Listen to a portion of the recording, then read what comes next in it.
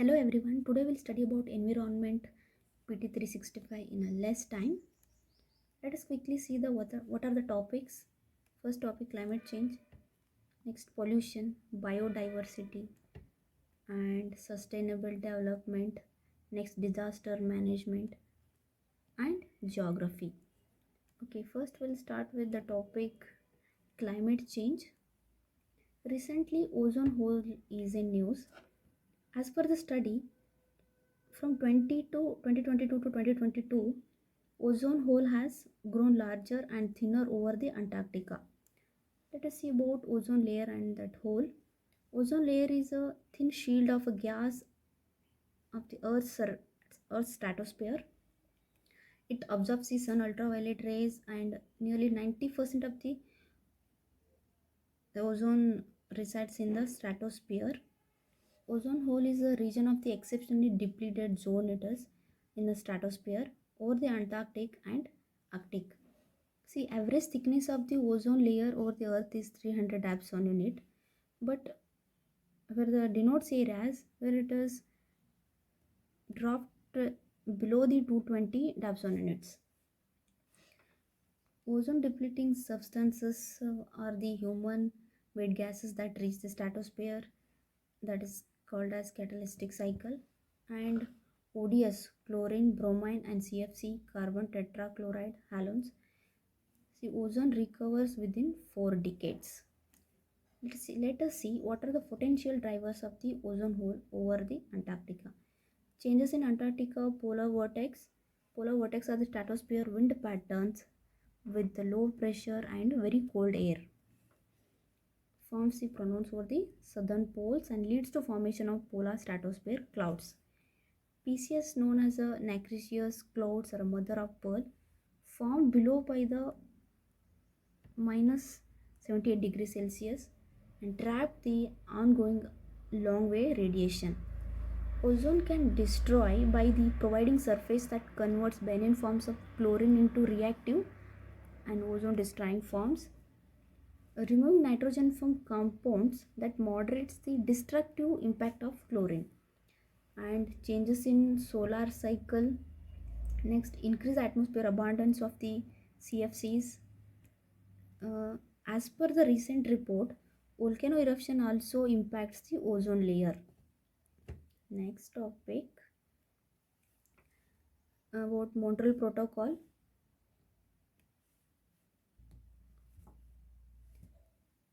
India surpassed the Montreal Protocol targets, a report said by the Minister of Environment and UNDP. See, what are the achievements under the Montreal Protocol India has done? It exceeded the 35% of the HFCs phase out goal. 44 reduction achieved from the 2020 baseline and eliminated the HFC 141B. Okay, HFCs are the, it is employed as a refrigerants production in new equipment, and HFC 141B is used as a blowing agent in production of the rigid polyurethane foam. India also said that by December 2024, HFC new equipment manufacturing will also completely phase out. Let us see other achievements of India in implementation of the Montreal Protocol. Phase out CFC and HFC phase out management plan. Next, India cooling action plan, which reduces the cooling demand. Let us see briefly about Montreal Protocol. Implement under Vienna Convention adopted in 1985. A global environment treaty is to eliminate the production and use of the ozone depleting substances. See, Montreal Protocol is related to ozone depleting substances. Signatories are the first university ratified by the UN. Ozone Hole Day is celebrated on 16th September, and Kigali Amendment to Montreal Protocol was adopted in 2016. This is about to phase down the production and consumption of the hydrofluorocarbons. Okay, next, India became the party of Vienna Convention in 1991 under the Protocol 92, and implementing agencies are the Ministry of Environment, Forest and Climate Change, that is MOFC. India ratified Kigali Amendment in 2021. India gave the target of phase down in 4 steps. Uh, Reduction 10% in 2032, 20% in 2037, and 30% in 2042, and 85% in 2047. Let us study about state of the cryosphere in 2023. The state of cryosphere 2023, 2 degree is too high. A report was released by the International Cryosphere Climate Change. Let us see about CCI. It is a network of experts and researchers working with the government organization to preserve the Earth's cryosphere. Okay, this program targets the climate dynamics of the cryosphere and focus on global implication of the cryosphere warming. What are the highlights of this report? See, temperature rises by 2 degrees Celsius, while tropical glaciers, most mid-latitude glaciers and polar regions will disappear by rising the 2% degree Celsius. Tropical glaciers, latitude glaciers and polar regions will disappear, and Himalaya also expected to lose by 50% of today's ice. And the last decade witnessed the 7 worst years of the ice losses. Let us quickly see uh, about cryosphere. It's a frozen part of the planet, and cryosphere role in global climate is it helps to regulate the earth atmosphere, and it stores the carbon, and water availability is 80% of the world's fresh water in the form of glaciers, ice sheets, and ice melt. Cryosphere causes the extreme weather events and sea level rises. What are the initiatives to protect the cryosphere taken by the India's are National Mission for Sustaining the Himalayan Ecosystem and established Center for Himalayan Glycology, Vedya Institute. Next, ice melt in West Antarctica. It was noticed in West Antarctica. Okay, West Antarctica ice sheet, if it completely lost, could contribute to the sea level rise by the 5 meters. Okay, Amundsen Sea is located off the coast of West Antarctica. Next, we'll see Arctic amplification. World Meteorological Organization study highlighted the Arctic has warmed twice as much as world average. See, what is Arctic amplification? It is the warming differential between the poles and the tropics. Warming difference between the poles and tropics. As per the study, Arctic has warmed nearly 4 times faster than the rest of the world over the 1979 to 2021. What are the reasons for faster warming Arctic region? See, polar amplification is much stronger in Arctic than the Antarctica, as it is an ocean covered by the sea ice, while Antarctica is elevated and with the permanent ice and snow. Summer Arctic sea ice is shrinking by the 12.6% per decade. That could result to global warming. Next, we'll see international conferences, convention and initiatives. First one, 28th conference of the parties, that is COP28. It was held in Dubai, UAE. Okay. Okay, COP means it is a conference of parties. It's annual conferences of the UNFCCC to discuss and to address the climate crisis.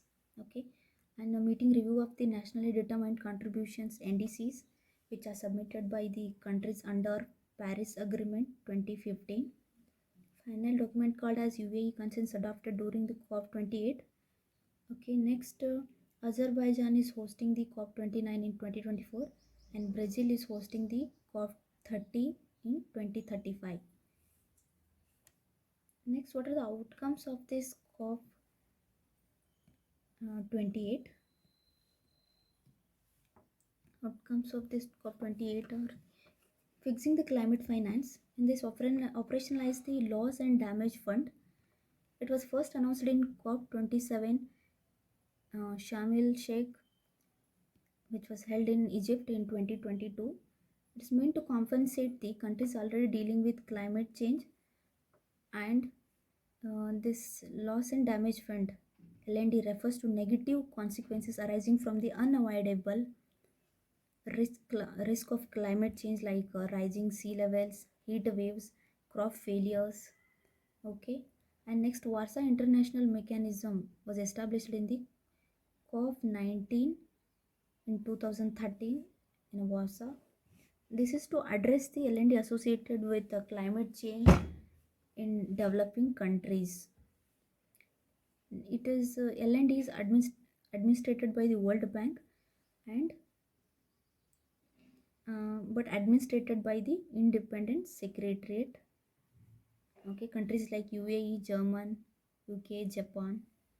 Okay, next in declaration of a global climate finance framework, India is also a part of this declaration. Next, focusing on people, lives and livelihoods. First implementation report of the Sheikh Adaptation Agenda was released. COP28 UAE Declaration on Agriculture, Food and Climate. COP28 UAE Declaration on Climate and Health. This was released by the UAE and partnership with the WHO, World Health Organization. Signatory countries are the 120 countries including US, UK, Brazil, but India is not yet signed for this. Next, COP28 UAE Declaration on Climate Relief and Recovery and Peace, and adoption of global goal of adoption UAE framework for global climate resiliences. And next, underpinning everything with the full inclusivity. Launch of COP28 Gender, Respect to Just Transition and Climate Action Partnership. Appointment of the Youth Climate Champions to serve as the missing bridge between COP presidency and youth stakeholders. Next, reports released during the COP28. First one is report on climate finance, and next one an eye on methane report. First one will see a report on climate finance. It is released by the independent high-level expert group of climate finance. It was formed by the COP26 presidency to develop the policy options and to promote the recommendations to invest for UNFCCC Paris Agreement. Next, what are the key findings here? Um, global climate finance committed to more than tripled over the last decade, but still it is too slow. Next, climate finance concentrated in developed economies and China, and it is mitigation rather than adoption. Okay, it's mitigation rather than adoption. Next, an eye on methane report. It is released by the IMEO, that is International Methane Emission Observatory. It works under the UNEP, which is launched at the G20 Leadership Summit in 2021. And it provides the decision makers framework to track and monitor the methane emission to plan targeted and ambitious action for their mitigation. Okay, next we'll study about UNFCCC. It is an international environment treaty to reduce the greenhouse gases and to prevent the global warming. It was signed in 1992 at United Nations Conference of Environment Development. It's also known as the Earth Summit. It's headquartered in Bonn, Germany, and the secretariat at Bonn in Germany. Membership countries are 197, even including India. India is also membership of this. What are the key agreements of this? Key agreements: Paris Agreement. It is adopted in 2015. Goal is to average temperature increase well below the 2 degrees Celsius and above pre-industrial levels. And next, Kyoto Protocol, which was adopted in 1997, entered into force in 2005. It is committed to industrialized countries and economies to limit and reduce the GHG emissions. Commitment ended in 2020. And initiatives: Momentum for Change Climate Neutral Now, the report by UNFCCC. And it is urges for individuals, companies, government to achieve the climate neutrality through the 3 steps. Those are: first one, climate footprint; second, reducing; third one, offsetting the emissions. Next, reports released by the UNFCCC. First one, Global Stockade GST, technical synthesis report. We'll see global stocktake. It's a process of countries to see whether they are collectively making progress towards meeting the goals of Paris Agreement once in 5 years. And next, global stocktake calls for the parties to the Paris Agreement to follow the 8 steps. Those are: tripling renewable energy,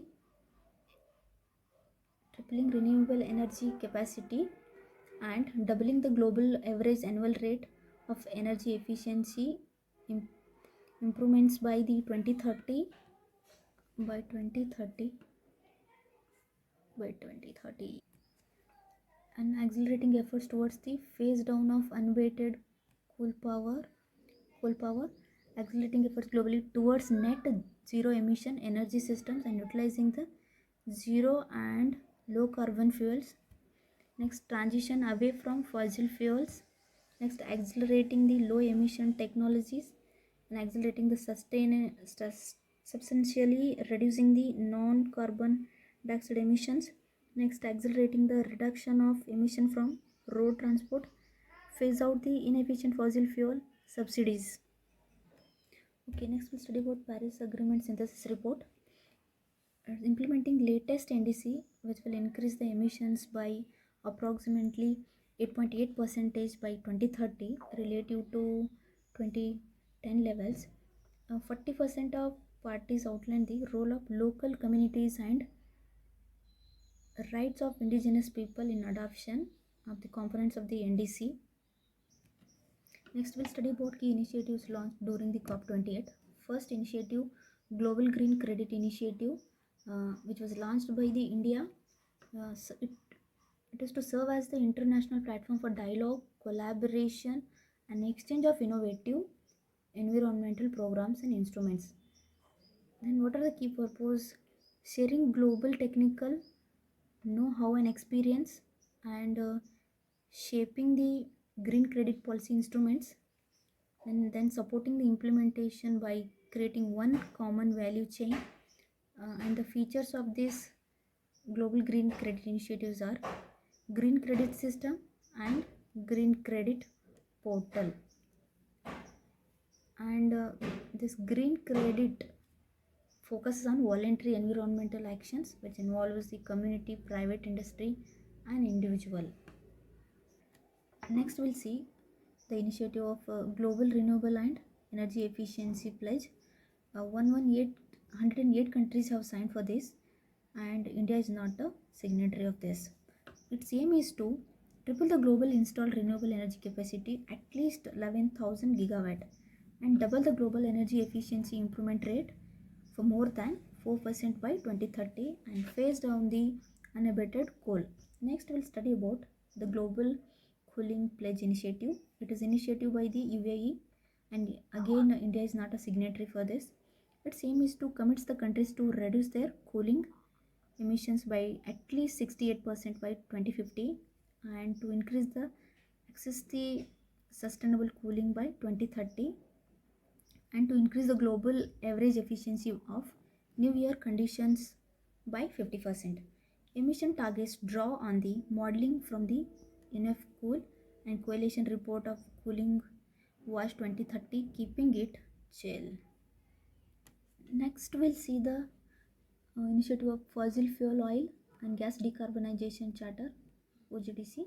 It is signed by 50 companies and representing the more than 40% of global oil production, and it is a global industry charter dedicated to spending up climate action and achieving high scale impact across the oil and gas sectors. The key initiative under this Global Decarbonization Accelerator, it is launched at World Climate Action Summit recently. It has a three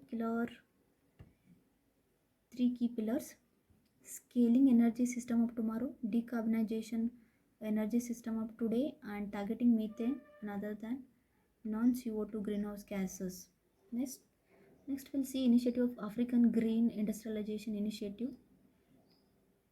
African leaders launched this at COP28. Its aim is to accelerate the green growth of industries in Africa and attract the finance investment opportunities. Next, we'll study about G7 Climate Club.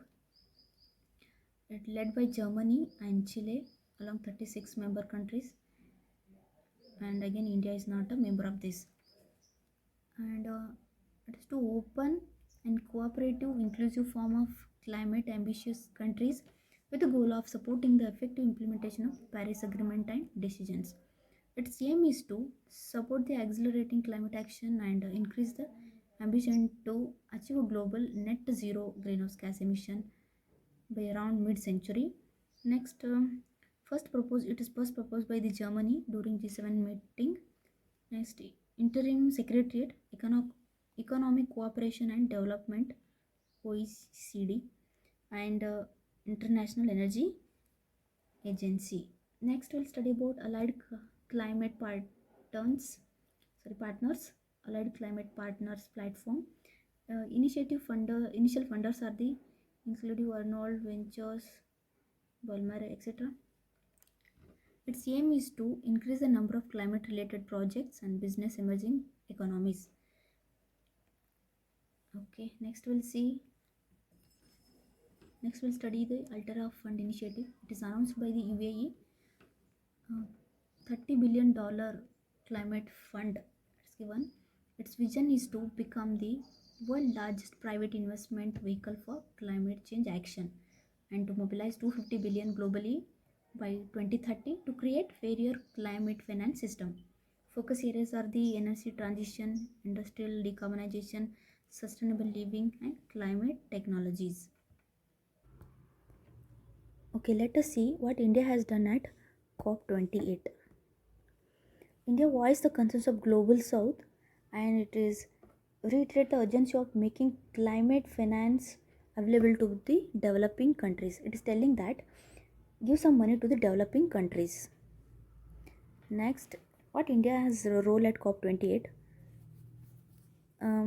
It is co-launched the leadership group for industry transition, that is Lead IT 2.0. It is focusing on inclusion of just industry transition and development and transfer of low carbon technology and finance support to the emerging economies for industrial transition, and it was launched by the India and Sweden at UN Climate Summit 2019. Next, Green Credit Program. It is launched by the India and UAE.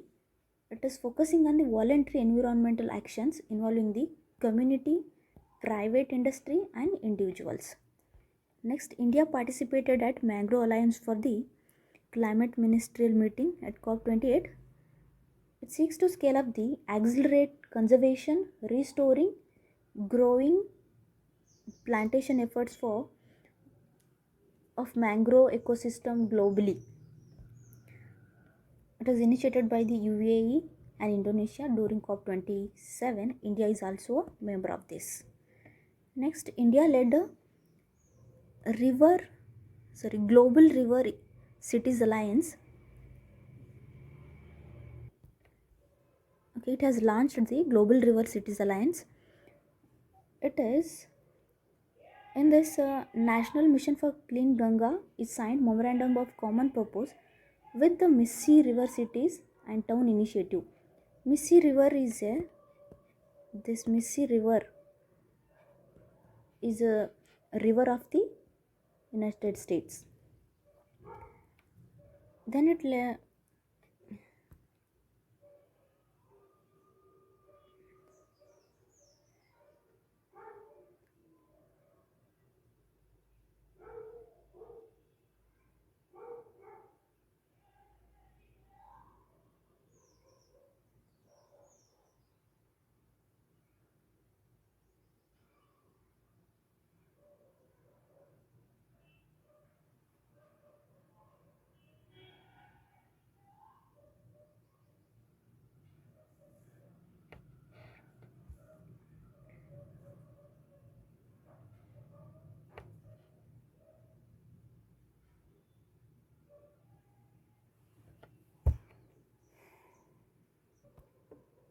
this led to launch of GRCA.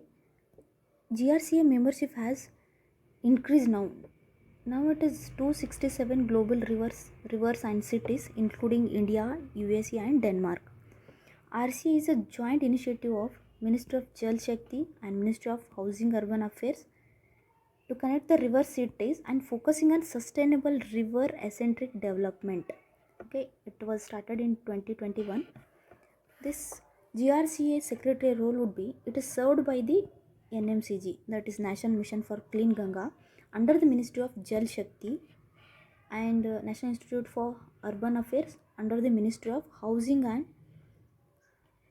Urban Affairs. Let us see the national determined contributions. Recently, UNFCCC Secretariat has released the NDC Synthesis Report 2023 under the Paris Agreement. Okay, let us see the key findings of this report. World is of track to Paris Agreement. It is implementing the latest NDCs which will increase the emission by approximately 8.8% by 2030 relative to 2010 levels, and 40% of the parties are outlined the role of local communities and rights of the indigenous people in adoption components of the NDC. Let us see the India's nationally determined contributions target for 2030. Reduces the emission intensity of its GDP. It reduced the 33% between 2005 and 2019. It is aiming to reduce the 45% by 2030 from the 2005 level, and electric power installed capacity from non-fossil fuel based energy resources, uh, it is reached to 40%. It is reduced 40%, and sorry, this is to increase about 40%. It is increased, and by 2030 it is to increase 50%. Non-fossil fuels are the solar, wind, and hydro. Through this, electricity should be generated. Next, create an additional carbon sink through the additional forest and tree cover. It is 2.5 to 3 billion tons of CO2 equivalent. This is same as earlier. Okay, next, guidance on children's rights and environment. Recently, UN Committee on Rights of Child issued the guidelines on children's right and environment. It's formally known as General Comment number 26. Now it has extended to triple planetary crisis. First one, climate emergency of the collapsed biodiversity and pervasive pollution as a systematic threat to children's. This is first one, and collapsed biodiversity second. Next, pervasive pollution as a systematic threat to children. This one, third one. Next, its aim is to address the adverse effect of the environment degradation and climate change and enjoyment of children's rights. About this, it is adopted in 1989 to outline the children's rights, including the life, health, clean drinking water, and the survival development. It is ratified by 196 states parties I mean 196 countries and even including India. CRC is a body of 18 independent experts and monitors implementation of the UNCRC by its state parties. We'll see other initiatives recently in news. Global Greenhouse Gas Watch. The World Meteorological Congress has approved the new initiative Global Greenhouse Gas Watch toward urgent action to reduce the heat trapping gases. Okay, and its aim is to bring the all space based and surface based observation systems and modeling and data assimilation capabilities under one roof. Uh, it consists of four main components. First, a comprehensive sustained global set of surface based and observations satellite based observations of CO2, CH4, NO2 concentration. Their main aim is to focus to observe the CO2, CH4 and NO2 concentrations and prior estimates of the GH emissions, a set of global high resolution Earth system models representing GHG cycles. Okay, next, first movers coalition. India participated in the first movers coalition, okay, which was led by the World Economic Forum and US government. It was launched at the COP26. Okay, its aim is to clean up the most carbon intensive sectors. India is a member of this. Next, major economies forum on energy and climate. USA aim is to catalyze the global climate action through its MEF and energy and climate. It was launched in 2019. Aim is to candidate the dialogue among major emitting countries to garner the political leadership needed to advance efforts against the climate change. Next, ENITE partnership. In the 6 new member countries and UN Environment Program have joined ENITE partnership recently. India is not a part of this. Okay, this ENITE partnership is launched by the Germany and Egypt along with the IUCN at COP27, which took place at Sharm el Sheikh, Egypt 2022. Its aim is to coordinate the global efforts to address the climate change and ecosystem degradation and biodiversity loss through the nature-based solutions. Next, Global Research Alliance on the Agriculture Greenhouse Gases. Recently, New Zealand minister invited India to join this GRA for sharing the researches on mitigation of climate change impacts on agriculture. It was launched in 2019 to promote the international cooperation investment in the research to mitigate the effects of agriculture greenhouse gas emission. Its aim is to deepen the and broaden the mitigation research efforts to across the agriculture subsectors of paddy, rice, cropping and livestock. Currently 67 member countries are there, excluding India. India is not a member. India is not a member in this. Okay, next, Kampala Ministerial Declaration. Around 48 African countries have agreed to adopt this Kampala Declaration on mitigation of the environment and climate change. Its aim is to address the nexus of human mobility and climate change in the continent. A declaration calls for the enhanced cooperation to address the 5 areas concerned. Those are the first one, desertification and land degradation. Next, unsustainable use of the ecosystem and unplanned mitigation of the people due to climate change and disasters. Next, purity of data and statistics on the impact of climate change. Next, limitations of partnership and financing to respond to the climate crisis. Next, data and climate resilient agriculture. The United Nations Development Program and the National Bank for Agriculture and Rural Development have signed an MOU to create data-driven digital public good, and which includes DICRA. DICRA is a collaborative digital public good that provides the open access to key geospatial data sets and to resilient agriculture. It is curated by the UNDP and partner organization to inform the public investment in agriculture. Next, Coalition. UNEP led Cool Coalition has released the Global Cooling Watch Report 2022 named Keeping It Chill, How to Meet Cooling Demands While Cutting the Emissions.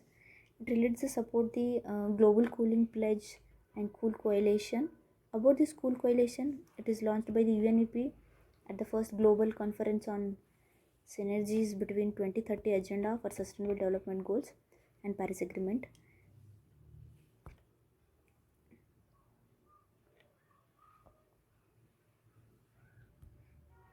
International Solar Alliance, which is headquartered in India, it is also a partnership with Cool Coalition. Next, FAO Action Plan 2022 to 25. Food and Agriculture Organization launched the action plan for 2022-25 for the implementation of strategy on climate change. Okay, the strategy envisages agri-food systems as a sustainable, inclusive, and resilient and adaptive to climate change. Currently, global agri-food systems are responsible for about third of total greenhouse gas emissions. Plan is based on the three pillars: strengthening the global and regional climate policy governance, developing countries' capacities for climate actions, and scaling up the climate action on ground. Next, Climate Change Performance Index. Climate Change Performance Index 2024. India this year further improved its ranking. It secured the 7th position. Last year it was 8th. About this CCPI, it was released by the German Watch. It's independent monitoring tool to tracking the climate protection performance. It is performance done in 4 categories: GHG emission, renewable energy, energy usage, climate policy. The top 3 places are vacant in the CCPI index. German Watch also released the Global Climate Risk Index. Next, Nairobi Declaration. The first African Climate Summit 2022 ends with Nairobi Declaration. It is called for an annual climate finance pledge of $100 billion and to reforms the multilateral financial system. ಆಮೇಲೆ Addis Ababa Declaration, 19th African Ministerial Conference on Environment held in Addis Ababa, Ethiopia, end with the declaration. Then signed by the 54 African nations. C40 Bangalore Climate Action Plan was unveiled in line with the city's commitment of C40's Delhi City of Lakes project and 3I model were discussed during this meet. Delhi Breakthrough Initiative is in fighting the climate change, and Delhi 3I model is designed for the electric vehicles and focusing on the inclusion and incentivization innovation. C40 is a global network. Okay, nearly 100 mayors of the world's leading cities that are united in action to confront the climate crisis. 6 Indian cities are there in this, namely those are the Delhi NCT, Mumbai, Chennai, Kolkata, Bangalore, and Ahmedabad. Ahmedabad are the parties to it. Next, Global Greenhouse Gas Monitoring Infrastructure. It is launched by the WMO, World Meteorological Organization.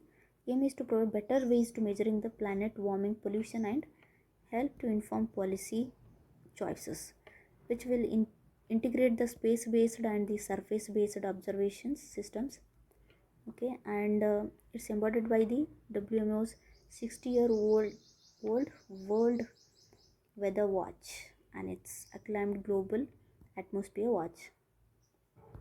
Next, we'll see climate mitigation and the adaptation. Carbon credits trading scheme. Okay, recently it was in news.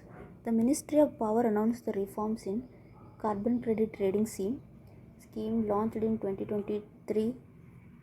It is set up of the carbon credit trading market. It first announced under the Energy Conservation Act 2001, amended by the Energy Conservation Amendment Bill 2022. Let us see what are the highlights of this CCTS. It's set up of the National Steering Committee, ANACA Indian Carbon Market Governing Board, and headed by the Power and Environment Secretaries to govern and the oversees the functions of the Indian carbon market. Okay, Bureau of Energy Efficiency, that would be the administrator in this for the carbon market and set targets for reduction emissions, issue of carbon credit certificate and verifications. Then Central Electricity Regulator Commission will regulate the all trading activities. Then Grid Controller of India will be the register ICM. Okay, next Mission Life. It was recently in news. This Mary Life app is launched by the Ministry of Environment, Forest and the Climate Change. Its aim is to empower the youngsters, okay, and to encourage their participation in tracking the climate change through the simple actions in daily life. It provides a participation in series of the life related to task under 5 themes, namely save energy. 5 themes are the save energy, save water, reduce single-use plastic, adopt the sustainable food systems, and adopt healthy lifestyle. Okay, let us see about this Mission Life. It is launched by the India at UN FCC COP26 in 2021. It is India led the global mass movement to nudge the individual and community action to protect and preserve the environment. Okay, nodal ministry is the MOEFCC. Okay, for national level coordination and implementation. Let us see the objectives of this Mission Life. To translate vision of the life into measurable impact, then mobilize at least 1 billion Indians and other global citizens to take individual and collective action for the protecting and preserving the environment of period 2022 to 27. Within India, at least 80% of all villages and urban local bodies are aimed to become environment friendly by 2028 and practice the sustainable lifestyle. Next 7 themes of life: save energy, save water, say no to single plastic, sustainable lifestyle, reduce waste, adopt healthy and lifestyle, reduce e-wastes. Okay, see, I'm not explaining all points which are mentioned here because of short time. I'm discussing only which are important for the exam perspective. Okay, right to repair. Recently, it was in news. Ministry of Electronics and Information Technology, that is MITI, launched the pilot project on ERSO, that is Electronics Repair Services Outsourcing. Its aim is to make the India the repair capital of the world. It involves the outsourcing defective or damaged electronic items to Indian Repair Service Organization for repair, refurbishment and calibration to achieve the optimal functionality. This let's see about this right to repair. A nation that consumes should have the right to repair and they lawfully purchase products directly or by selecting repair service of their choices. Recently, India has done some initiatives. First one, Department of Consumer Affairs set up of the committees on the right to repair to emphasize on the life movement to sustainable consumption. And the another one is Ministry of Consumer Affairs, Food and Public Distribution, enable the right to repair portal. Okay, this right to repair portal. Next, carbon border adjustment mechanism. India aims to utilize the green energy to help the industries deal with the use CBAM. The policy instrument is to Put fair price on the carbon emitted during the production of the carbon intensive goods which are entering the EU, and to encourage their clean industrial production in non-EU countries. See, under this, importer must purchase the carbon certification equivalent to the EU's carbon pricing rules, and EU importers can claim the CBAM liability reductions if non-EU producers have already paid emissions feel in their respective countries. Reporting under started from the 1st October 2022, become operationalized in defensive phase on the 1st Jan 2026. Designed to be compatible with the WTO rules. It is like a non-tariff barrier NTB for Indian exports, and it is adopted as a part of the EU Fit for 55 package, and it covers the iron, steel, cement, aluminum, fertilizers, electricity, and hydrogen. Okay, it is a fit for 55 packages. We'll see what is this fit for 55 packages. Its target is to reduce the net greenhouse gas emission by at least 55% by 2030 from 1990 levels. Next, debate for climate swaps. Debate for climate swaps. Recently, it was in news. Gabon announced the Africa's largest debit for nature swap valued at $500 million. This debit for climate swap it's a type of debit swap in which debitor nation, instead of continuing to make external debit payments in foreign currency, make the payments in local currency. Instead of making the debit payments in foreign currency, make in local currency to finance the climate projects domestically on agreed upon terms.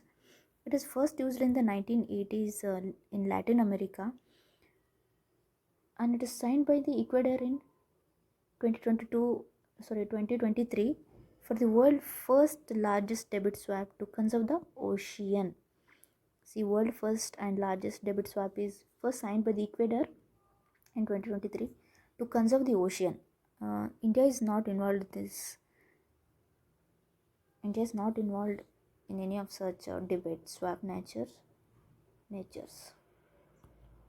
Other countries involved like Brazil, Madagascar, Philippines. Next, we'll see a reduction of greenhouse emissions from the ships. International Maritime Organization, that is IMO, has adopted the strategy on the reduction of GHG emission from the ships. See about this strategy is it is adopted by the Marine Environment Protection Committee. Okay, this GHG by shipping industry, it accounts for the 2.89% of the anthropogenic GHG emissions, which includes the carbon dioxide, black carbon, nitrogen oxides, and nitrous oxides. The key provision of strategies are the reduce the CO2 emissions by at least 40% by 2030, which compared to 2008, and reach net zero GHG emission by around 2050, net zero by 2050, and at least 40% by 2030.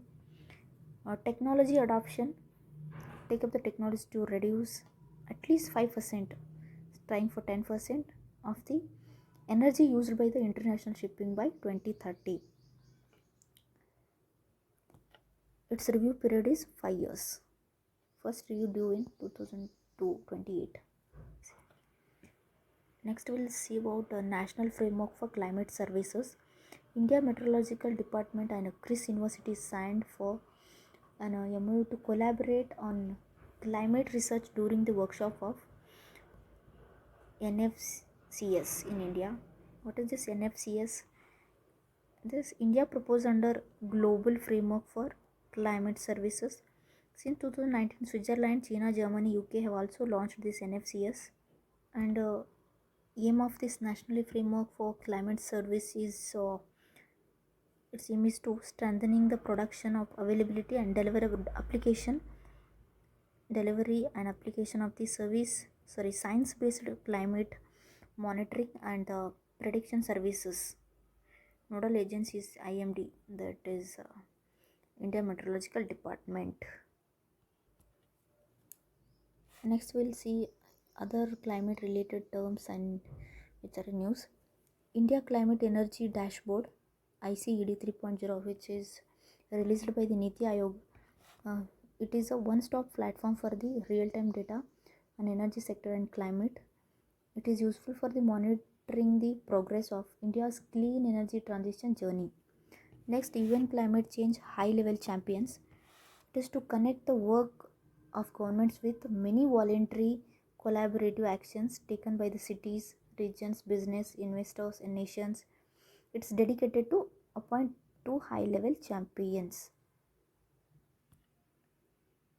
There are two high level champions for two COP28 and COP29.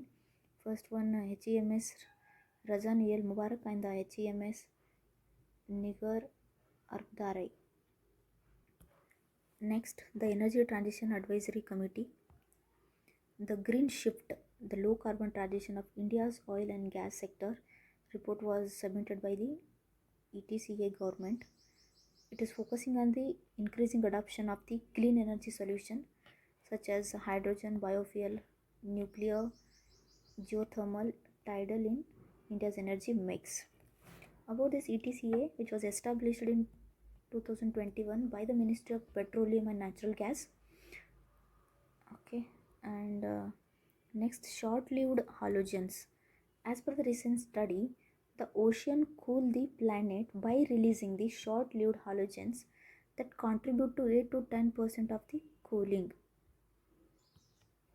And SLH, lifetime of less than 6 months, are the gases that contain the halogen elements chlorine, bromine, and iodine. Next, what are the sources? Marine phytoplankton and the algae, then abiotic sources from ocean and the tropospheric chemistry. Then impact is it reduce the warming by depleting ozone and reduce the formation of the cooling aerosols.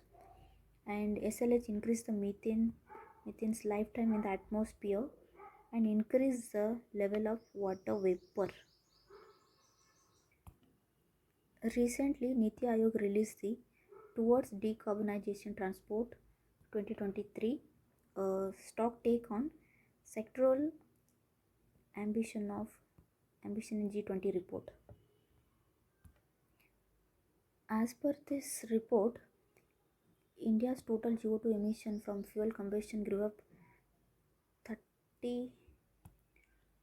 Okay, the fuel combustion grew up by the 33% between 1990 to 2019. Next, G20 is responsible for more than 80% of the current global CO2 emissions and the almost 70% of the global transport emissions.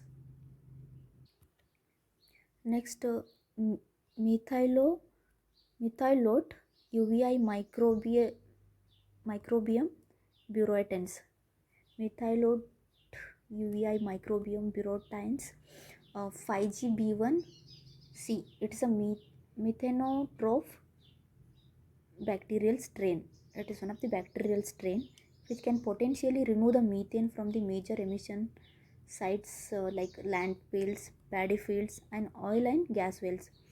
This bacteria produces the biomass after consuming the methane, which can be used as the feed in aquaculture. Next, framework for climate resilient and low carbon health systems. WHO has released the framework for climate resilient and low carbon health system. Its aim is to enhance the resilience of health system while simultaneously reducing the greenhouse gas emissions. And then it is important to implement the Alliance for Transformative Action on Climate and Health. This is a WHO initiative which was established in 20 to 2022. It is an informal voluntary network which works to realize the ambition set to COP26 to build the climate resilient and sustainable health system. Next, Just Energy Transition Partnership, a new 2.5 billion euro JETP deal was announced for Senegal to increase the renewable share in energy mix. About this JTP financing mechanism that aims to support the developing countries to their transition from the fossil fuel based on the energy system to clean and renewable energy sources, which was launched in COP26 in Glasgow 2021. This has become the fourth country after the this Senegal has the fourth country after the South Africa, Indonesia, and Vietnam. India is not a signatory to this. This is important here. Remember, India is not a signatory in Just Energy Transition Partnership. Next, Climate Policy Initiative.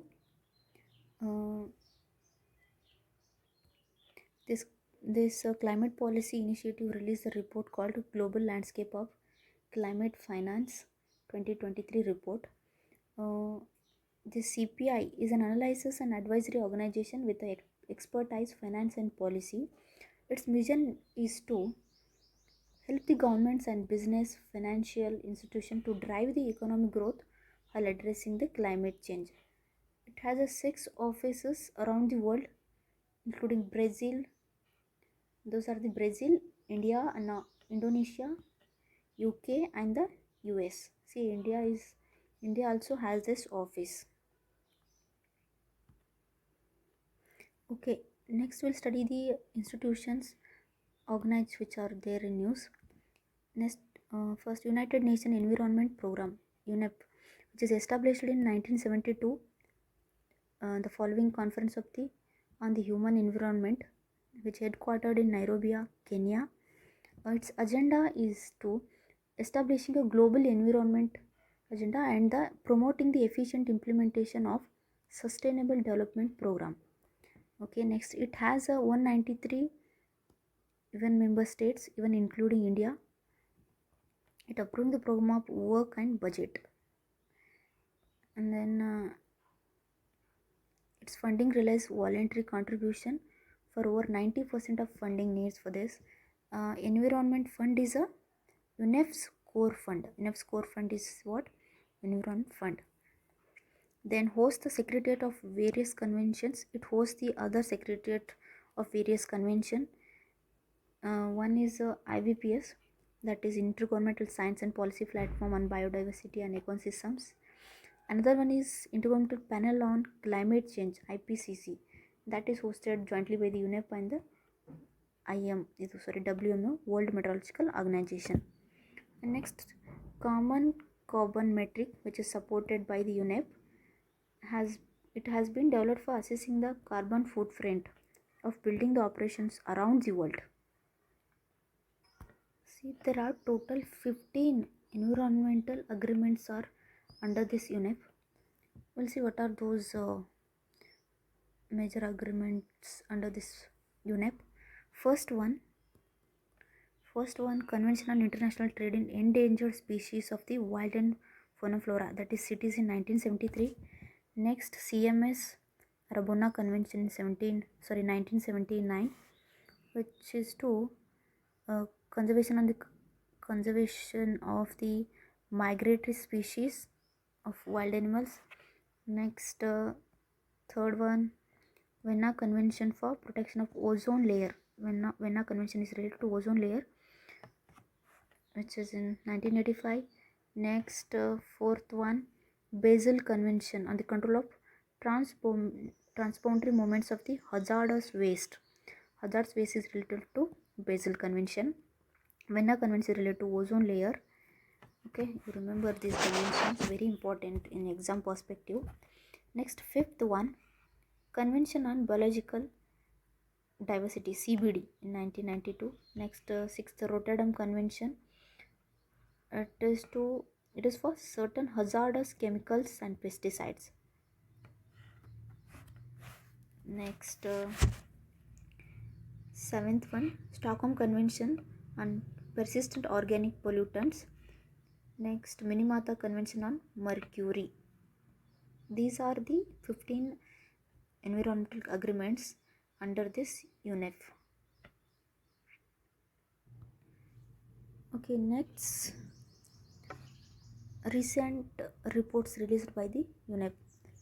Adoption Gap Report 2023, which is the difference between implemented adoption societally and societally set the goals. See, its action plan is to loss and damage. Next, Emission Gap Report 2023. Its goal is to limit the warming to global warming, that to limit the 1.5 degrees Celsius. The key findings are the emission is increased 1.2% from 21-22 with the fossil fuel combustion. Then highly unequal distribution of current and the historical emission. Next, global warming is estimated to be limited to 3 degrees Celsius if the current policies are continue. Next, other reports also there which will be released by the UNEP. Building materials and the climate, what's cooking, then investment into healthy planet, wastewater, turning problems to solution. Next, global environment outlook, then global climate litigation report. Okay, next we'll see the World Meteorological Organization, WMO. It's a specialized agency of UN and UN authority wise on the state Earth's atmosphere, and it's interactive with the ocean and climate. It is established in 1950. It is headquartered in Geneva, Switzerland. It is replaced the International Meteorological Organization. Sorry, it is replaced the International Meteorological Organization. See, it has 193 member countries, including India. Okay, the recent reports released by the WMO. The State of the Global Climate Report 2022. The global mean temperature in 2022 was in 1.15 degrees Celsius above the 1850s and 1900 averages. The concentration of the three main greenhouse gases are the carbon dioxide, methane, and nitrous oxide, reached record highs in the 2021. See, overall 58% of the ocean surface experienced at least one marine heat waves during the 2022, and the rate of global mean sea level rise has doubled. Global Greenhouse Gas Bulletin. Global average CO2 concentration in 2022 represents a 150% increase from the pre-industrial level. Methane and nitrous oxide concentration increased by 264% and 124 respectively. Then 1992-2022, radioactive forcing by long-lived GHG is increased by 49%. CO2 is accounting about 78% of this increase. State of Global Water Resource Report 2022. Okay, overall 50% of the global catchments and reservoirs showed the deviation, mostly drier than usual. Then anomalies in soil moisture and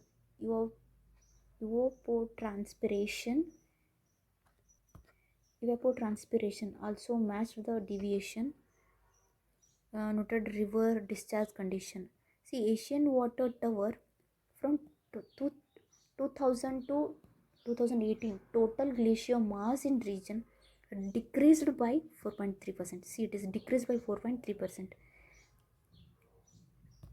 This Asian Water Tower AWT includes the Tibetan Plateau, Himalaya, Karakoram, Hindu Kush, Pamirs, then Tensha Mountains, collectively called Third Pole.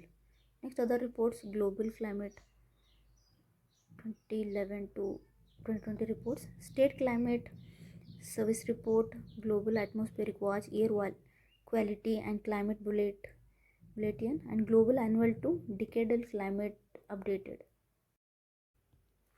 Next we'll study about pollution. First, air pollution. The emission norms for coal-based thermal power plants. Recently, it was in news. Only 77 based electricity generation units have installed flue gas desulfurization or circulating fluidized bed combustion, which is less than 8% of the total coal-based electricity generation capacity. Then emission norms for TDPS. Emission standard for controlling the sulfur dioxide, then nitrogen oxides and mercury emission from the coal based thermal power plants. It was first uh, introduced by 2015 by MOEFC under the Environment Protection Act 1986. The highlights of these norms are it is categorized as three different deadlines: category A, B, C. In A, within 90-kilometer radius of Delhi, NCR, and cities population more than 10 lakh.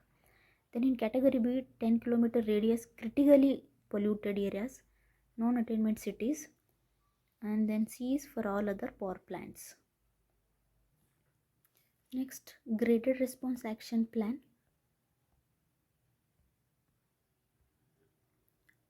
Recently it was in news. It is Commission for Air Quality Management in NCR adjoining the areas announced a revision in the existing GRAP to abate the air pollution in region. It is related to Delhi Air Quality Index. See, it is related to Delhi Air Quality Index level. Next, revised graded response action plan is in 4 stages. First one, poor air quality. Second, very poor air quality. Third, severe air quality. Fourth, severe plus air quality. They have given in this chart. If you want, you can go through. Okay, next we'll see about the Commission for Air Quality Management (CAQM). It is a statutory body constituted under CAQM in the National Capital Region and Adjustment Areas Act 2021. Its primary goal is to enhance coordination, conduct the results, and to address the issues related to air. Okay, it releases the statutory direction for the environment pollution for the state government. Okay, I will suggest you should also go through this static portion in your environment book, because in exam perspective it is very important. Okay, we'll also see the concept of National Air Quality Index. It is released by the Central Pollution Control Board, CPCB. It has 8 pollutants: PM10, PM2.5, NO2, ozone, SO2, CO, carbon dioxide, NH3, and lead, PB. And AQI communicates air quality status in 6 categories ranging from good to severe.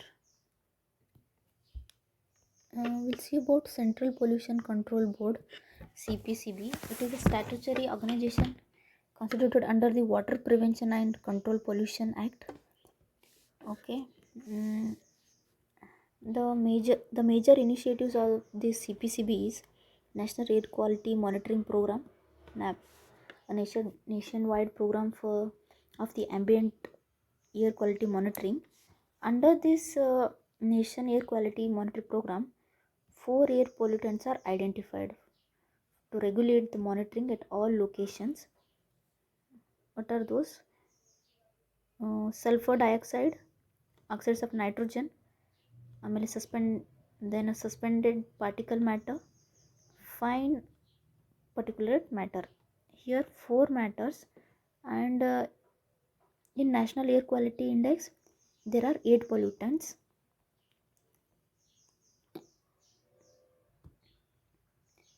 Okay, 4 air pollutants identified in the National Air Quality Monitoring Program, and in National Air Quality Index, those in that 8 pollutants. Okay, let us see about cloud seeding. Recently, it was in news. Researchers have discussed that possibility of using cloud seeding to tackle the Delhi air pollution. Okay, let us see briefly about this. What is this cloud seeding? It's a weather modification technique to enhance the precipitation by dispersing the substance into the air that helps to saturate the clouds. Okay, what are the chemicals that are used in this cloud seeding? Salts such as silver iodide, then potassium iodide, then sodium chloride, or dry ice, that is solid carbon dioxide. Then the conditions, what are the conditions required for the cloud seeding? That are cloud needs to be deep enough and have a suitable temperature, typically between minus 10 degrees Celsius to minus 12 degrees Celsius. Then cloud should cover at least 50% of the target area. Then cloud do not form at a wind speeds above the certain level. Then less effective when the relative humidity is less than 75%. It is less effective when relative humidity is less than 75%. Then cold enough clouds needed to contain super cooled liquid water. See, they have given the how cloud seeding works here. Okay, see, there are three types of cloud seeding here. Hydroscopic cloud seeding. Okay, in this disperse salt through the flares or explosive in the lower portion of the cloud. Then dynamic cloud seeding, it boosts the vertical air currents, encouraging the more water to pass through the cloud. Next, static cloud seeding, it involves the spreading a chemical like AGL into moisture laden clouds. Of the Swachh Vayu Sarvekshan, recently it was in news. This Swachh Vayu Sarvekshan 2023 award announced. Okay, it is initiative of the MOEFC under the National Clean Air Program. Then NCAP was launched by the MOEFC as a comprehensive initiative, a partnership with the various ministries and states to improve air quality at city, regional, and national level. What are the objective of this Swachh Vayu Sarvekshan? To create awareness among all sections of society, then inform the citizens about the health impacts related to exposure, then compare air quality conditions at different locations, then to achieve NCAP goal, clean air for all. 131 cities are covered under this NCAP that are required to self-assessment as per the framework provided on the Prana online portal. Okay, and 131 cities are categorized into three groups of based on the population. Then for the better performing cities, the top three cities in the categories are awarded with the cash prize, trophy, and certificate. And these top threes are the Indore, Madhya Pradesh first, then Amravati, Maharashtra second category, and Parvanu, Himachal Pradesh ranked third category. Next, we'll study about water pollution and conservation. Groundwater in India. Recently, Union Minister for Jal Shakti released the Dynamic Groundwater Resource Assessment Report for the country 2023. See what are the highlights of this report. It carried out jointly by the Central Groundwater Board and with states, and joint assessment carried out from 1980 to 1980 onwards. From 2022 to exercises are carried out annually.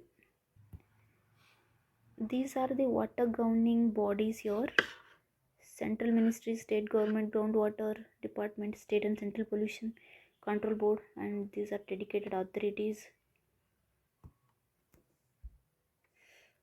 The key indicators are the total annual groundwater recharge in the countries 449.8 billion cubic meters.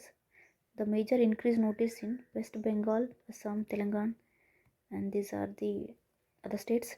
Then overexploited units 11.23 percentage of total assessment unit in various states and union territories. Okay, recently Niti Aayog released the document on water trading mechanism to promote the reuse treated wastewater. Okay, about this water trading mechanism, it is a mechanism that considers the water as a commodity rather than a public good. Can be treated among its users according to their needs. The mechanism is a water company, rather than creating its own water sources, can buy the water from a third party and sell to the users. And enabling elements for the water trading, ownership of water should be indisputable, water entitlements, then water reuse certificate. Okay, we'll discuss about plastic pollution. Recently, 2023 Plastic Overshoot Day report was released by Swiss-based research consultancy Earth Action. Uh, this India saw its Plastic Overshoot Day on 6th January 2023. India is among the 12 countries responsible for the 52% of the world's mismanaged plastic wastes, and it's categorized as the waste sponges, referring to a low consumption yet a high level of plastic pollution. Emerging tools in cutting the plastic pollutions are plastic credits, plastic offsetting, plastic neutrality. Next, zero draft of global treaty to end the plastic pollution. UNEP's International Negotiation Committee that released the zero draft of international legally binding instrument on pollution. Let us see the highlights of this zero draft. Global bans on the highest risk of plastics. Items may not need to be single use to be banned. Draft mentions the short lived plastics too. Okay, then each nation should develop and implement the national plan to its contribution to the treaty. What is we'll see about this INC, this international intergovernmental negotiation committee, that is INC. It is formed by the UNEP. It tasked with the developing an international legally binding instrument on plastic pollution. Then its aim is to complete the negotiation by end of 2024 and create a global legal binding on plastic treaty. Next we'll see about land degradation. UNCCD data dashboard. Recently it was in news. UN Convention to Combat the Desertification, UNCCD, launched its first ever data dashboard compiling figures from 126 countries. What are the key findings? Between 2015 to 2019, at least 100 billion hectares of healthy and productive land were degraded every year. In India's 9.45% reported land area is degraded. If you next, sand and dust storms report. This is released by the FAO, Food and Agriculture Organization. This sand and dust storms occurs when strong turbulent winds erode small particles from dry land surface with little or no vegetation cover. Then 75% of the global dust comes from the natural sources and 25% from the anthropogenic sources. International convention and treaties and initiatives. First one, Minamata Convention on Mercury. Recently it was in news. Fifth meeting of the Conference of the Parties to the Minamata Convention, COP5, was held in Geneva. Parties amended the annexes to the convention with new phase out dates for certain batteries, switches, relays, and fluorescent lamps. And a new requirement was agreed to advance the phase down the dental amalgam. And as of 2025, no mercury will be allowed in cosmetics. We'll see about this Minamata Convention on Mercury. It's adopted in 2013 at Geneva, came into force in 2017. Then first globally legally binding treaty to protect the human health and environment. It is first legally binding treaty to protect the human health and environment from adverse effects of the mercury, and it's named after the city in Japan that became the epicentric Minamata disease, a neurological disease caused by severe mercury poisoning in 1950s. And it's a 144 parties and 128 signatories to it.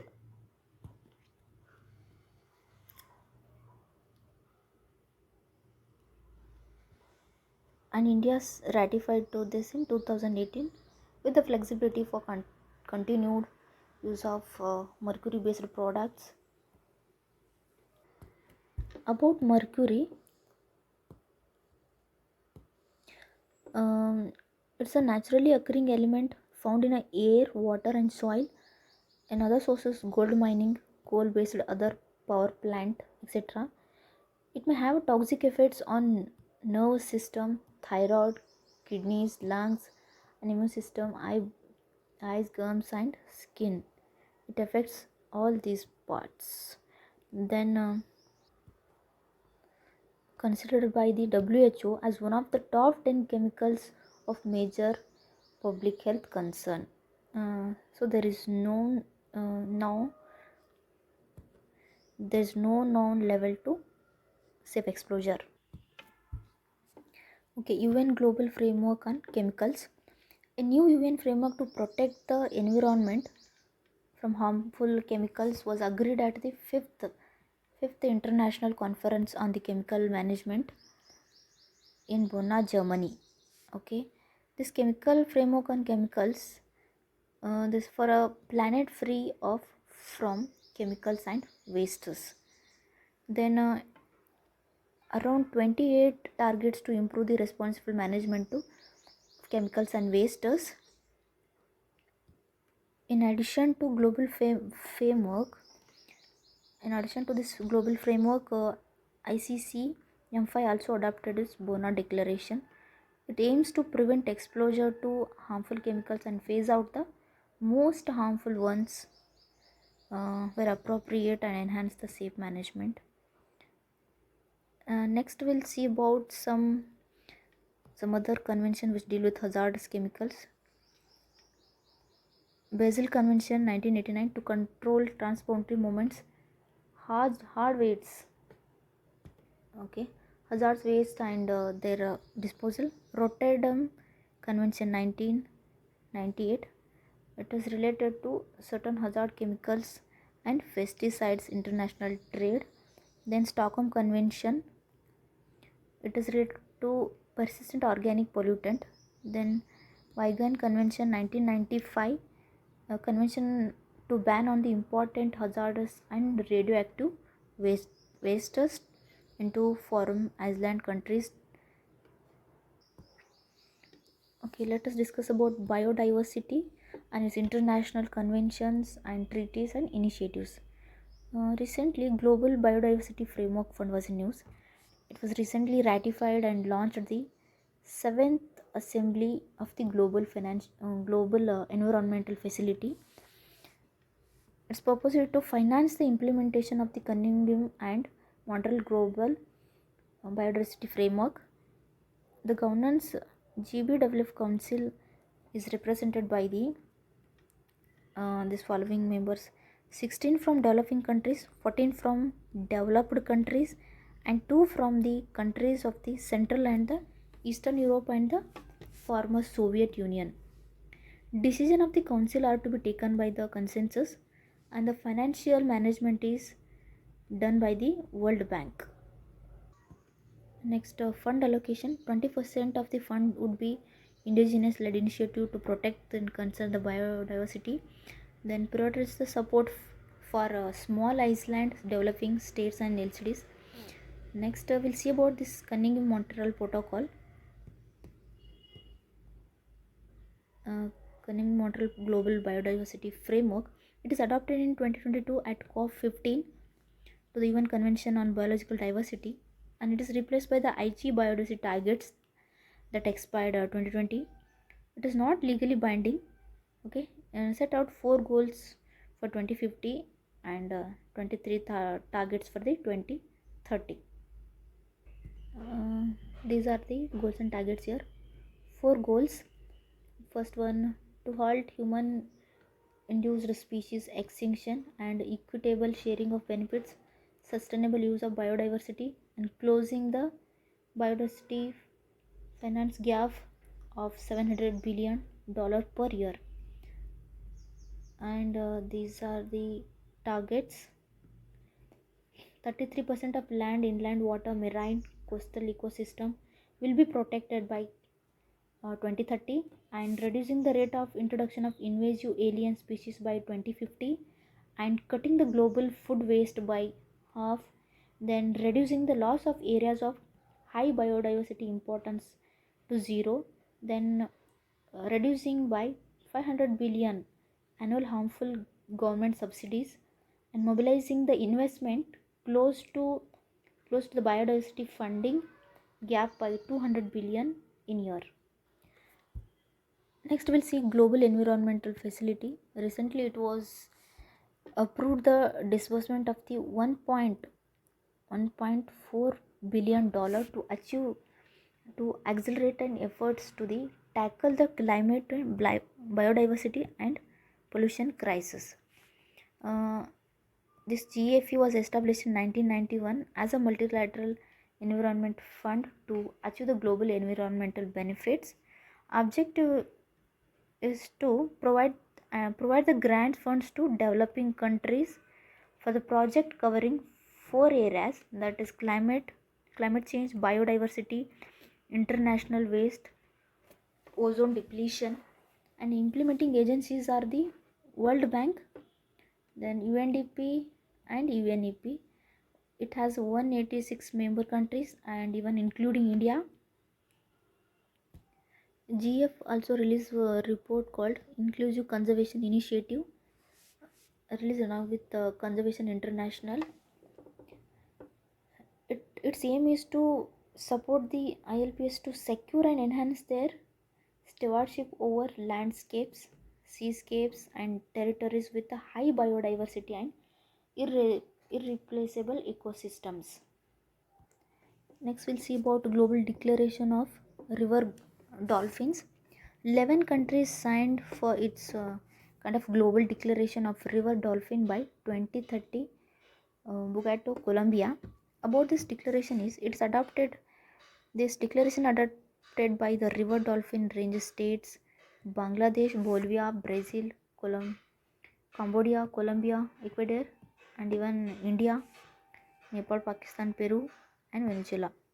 Its aim is to halt and reverse the decline of all river dolphin species uh, in both Asia and South America, to safeguard remaining river dolphin species by the developing and funding measures, and to enhance the health of rivers. These dolphins are the top predators in some of the world's greatest river system, and it is important indicator of the river health.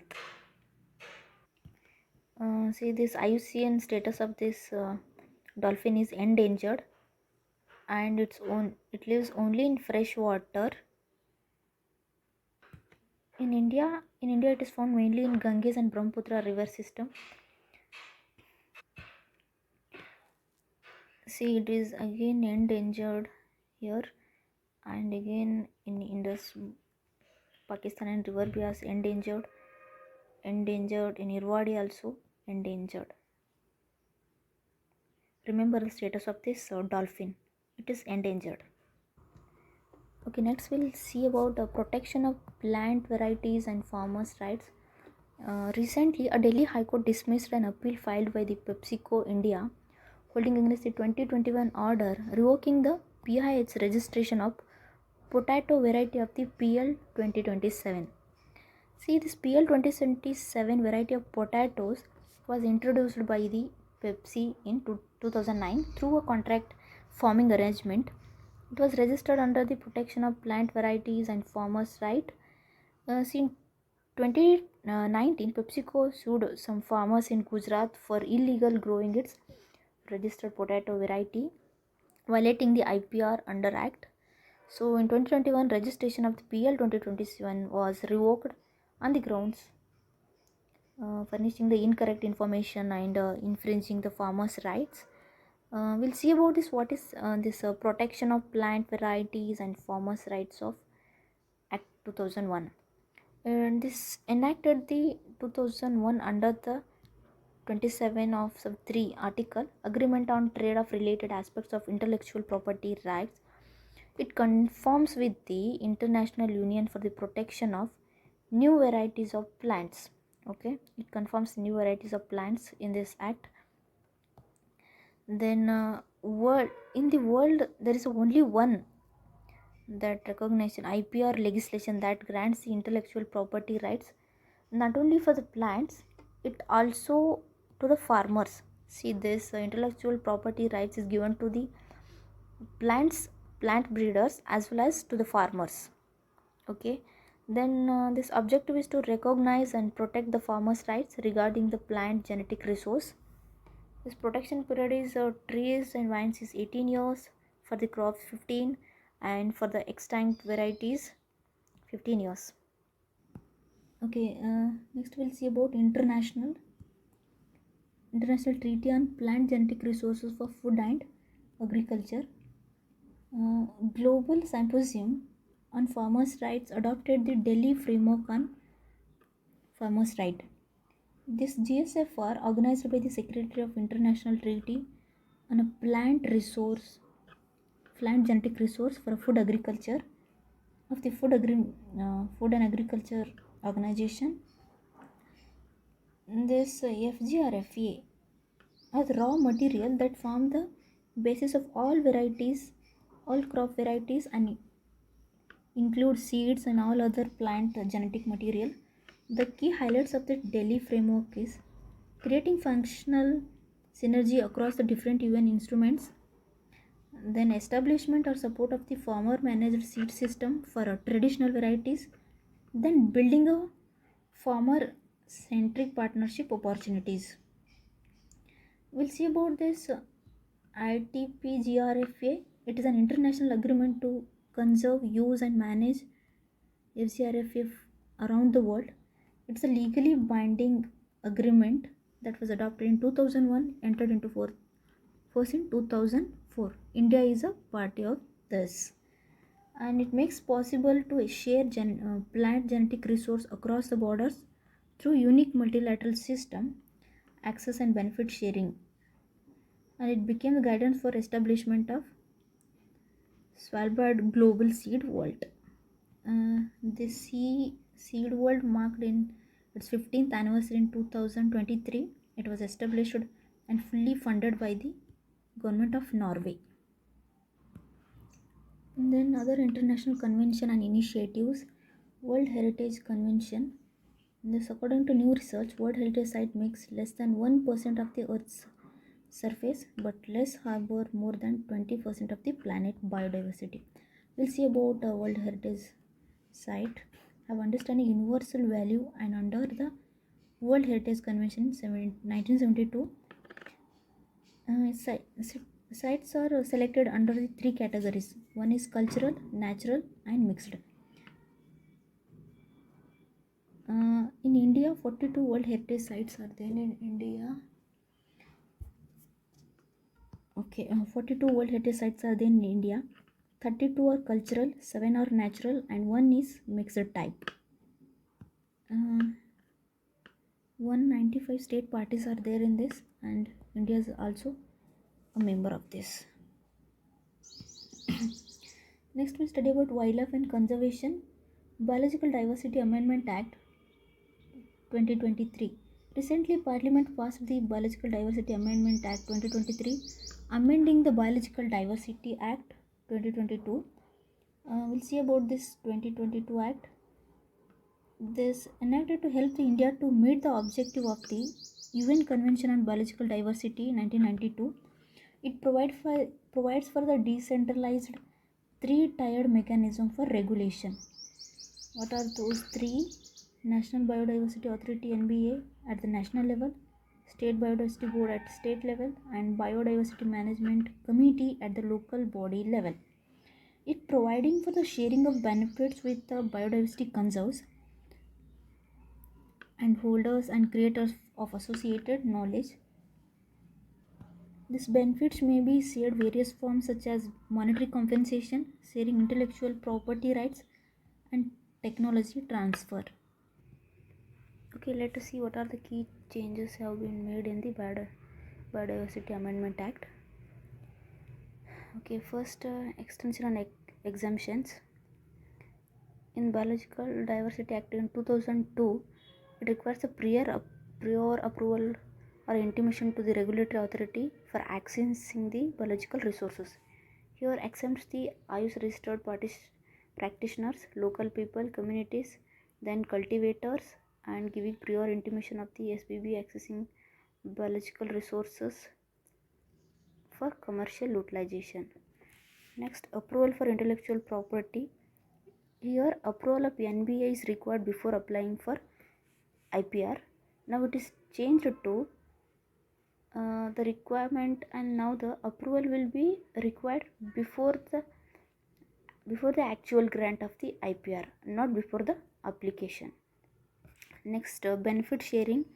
It requires the biological resources and associated knowledge to share the benefits with the local communities. Here, exempts users of the codified traditional knowledge from this requirement. Then offenses and penalties. Offenses like if they fail to take the approvals from the authorities, 5 years jail or a fine or both. Then here discrimination discriminalize the offenses and makes offenses punishable with penalty. Here only penalty is there with RS 1 lakh and 50 lakh. If they continue that offense, then 1 crore fine additional penalty should pay. And then expansion of NBA here in 2002, right? In 2002, NBA had a 10 ex officio members apart from chairman and 5 non-official members. In this new act, 16 ex officio members, 4 representative from SSP, then 5 official members, 1 from secretary, who will be the chief coordinating officer of the NBA. We'll see about this United Nations Convention on Biological Diversity. It is an internationally legal binding multilateral treaty. And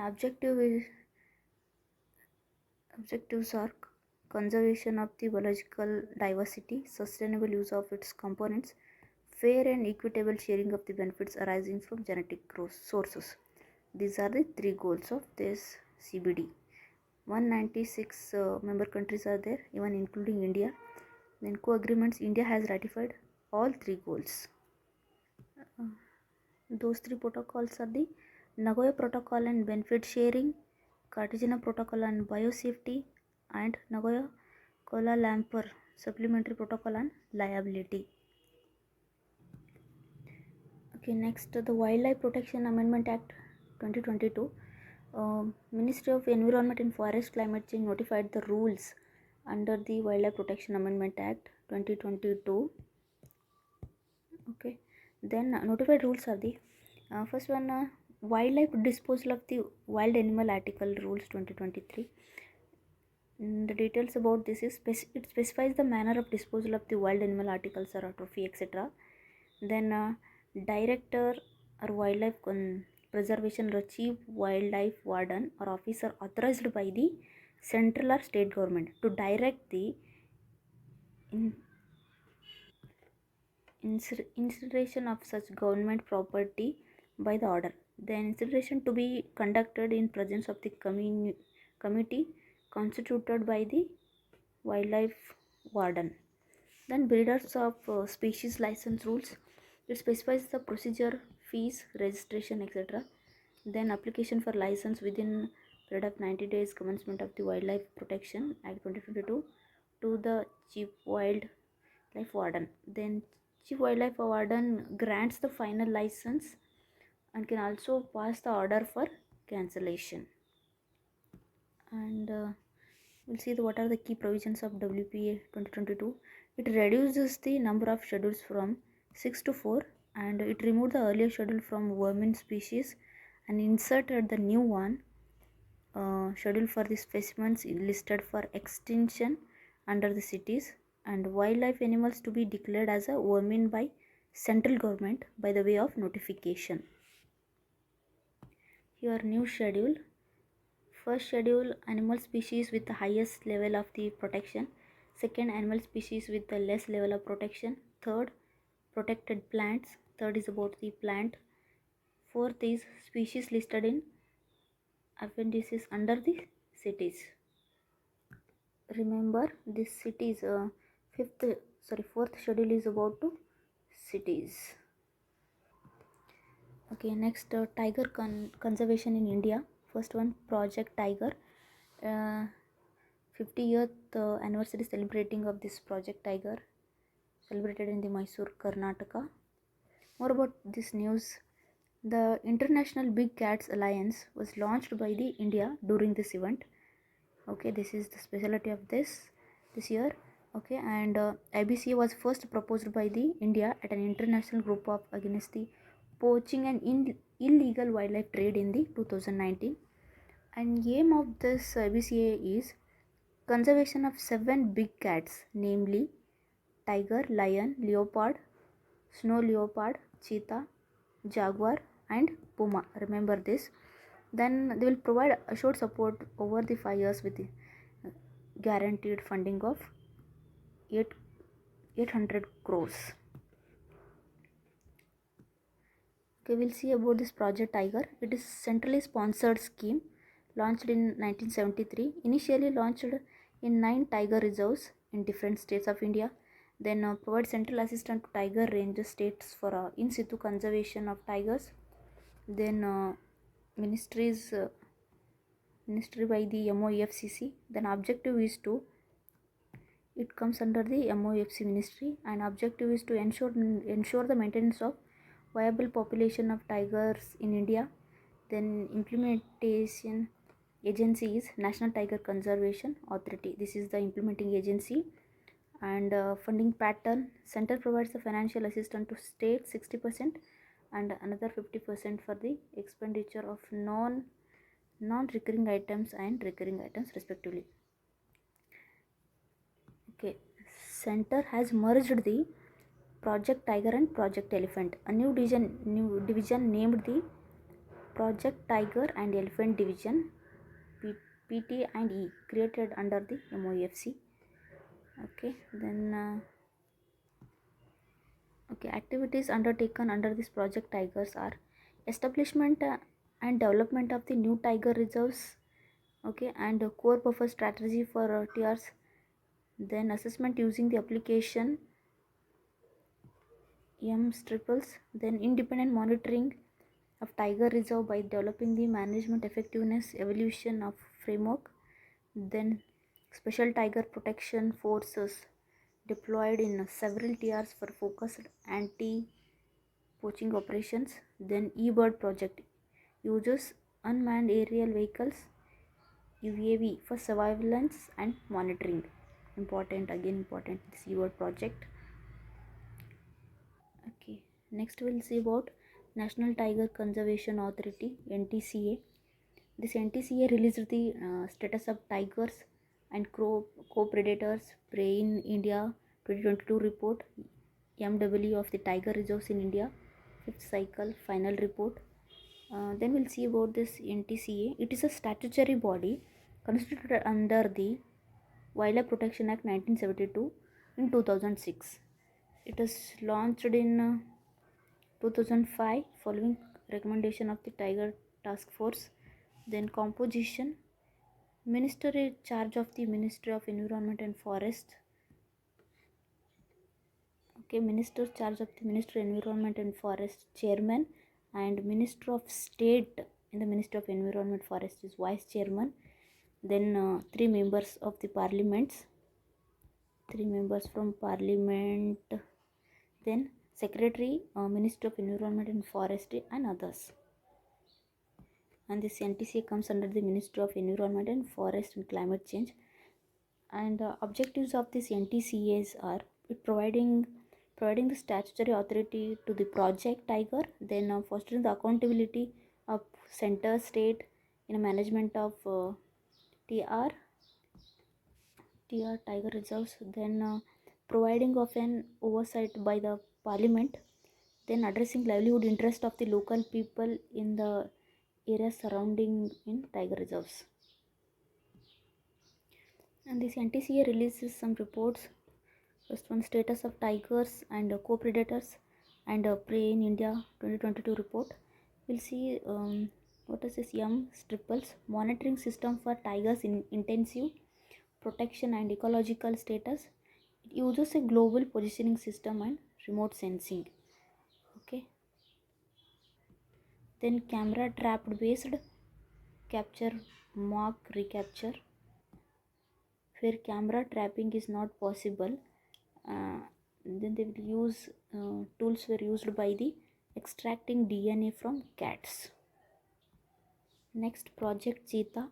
Then NTCA formed the Cheetah project steering committee to keep watch on Cheetah project. CPSC, it's a 11-member CPSC body, and it's comprising national and international experts constituted to oversee the implementation of project Cheetah. Will be force for 2 years. The committee is formed in the wake of the recent death of cub born to a translocated Namibian cheetah at the Kuno National Park in Madhya Pradesh. In Kuno National Park, Madhya Pradesh, recent death cheetahs had died. Because of that, to overcome that problem, committee has been formed.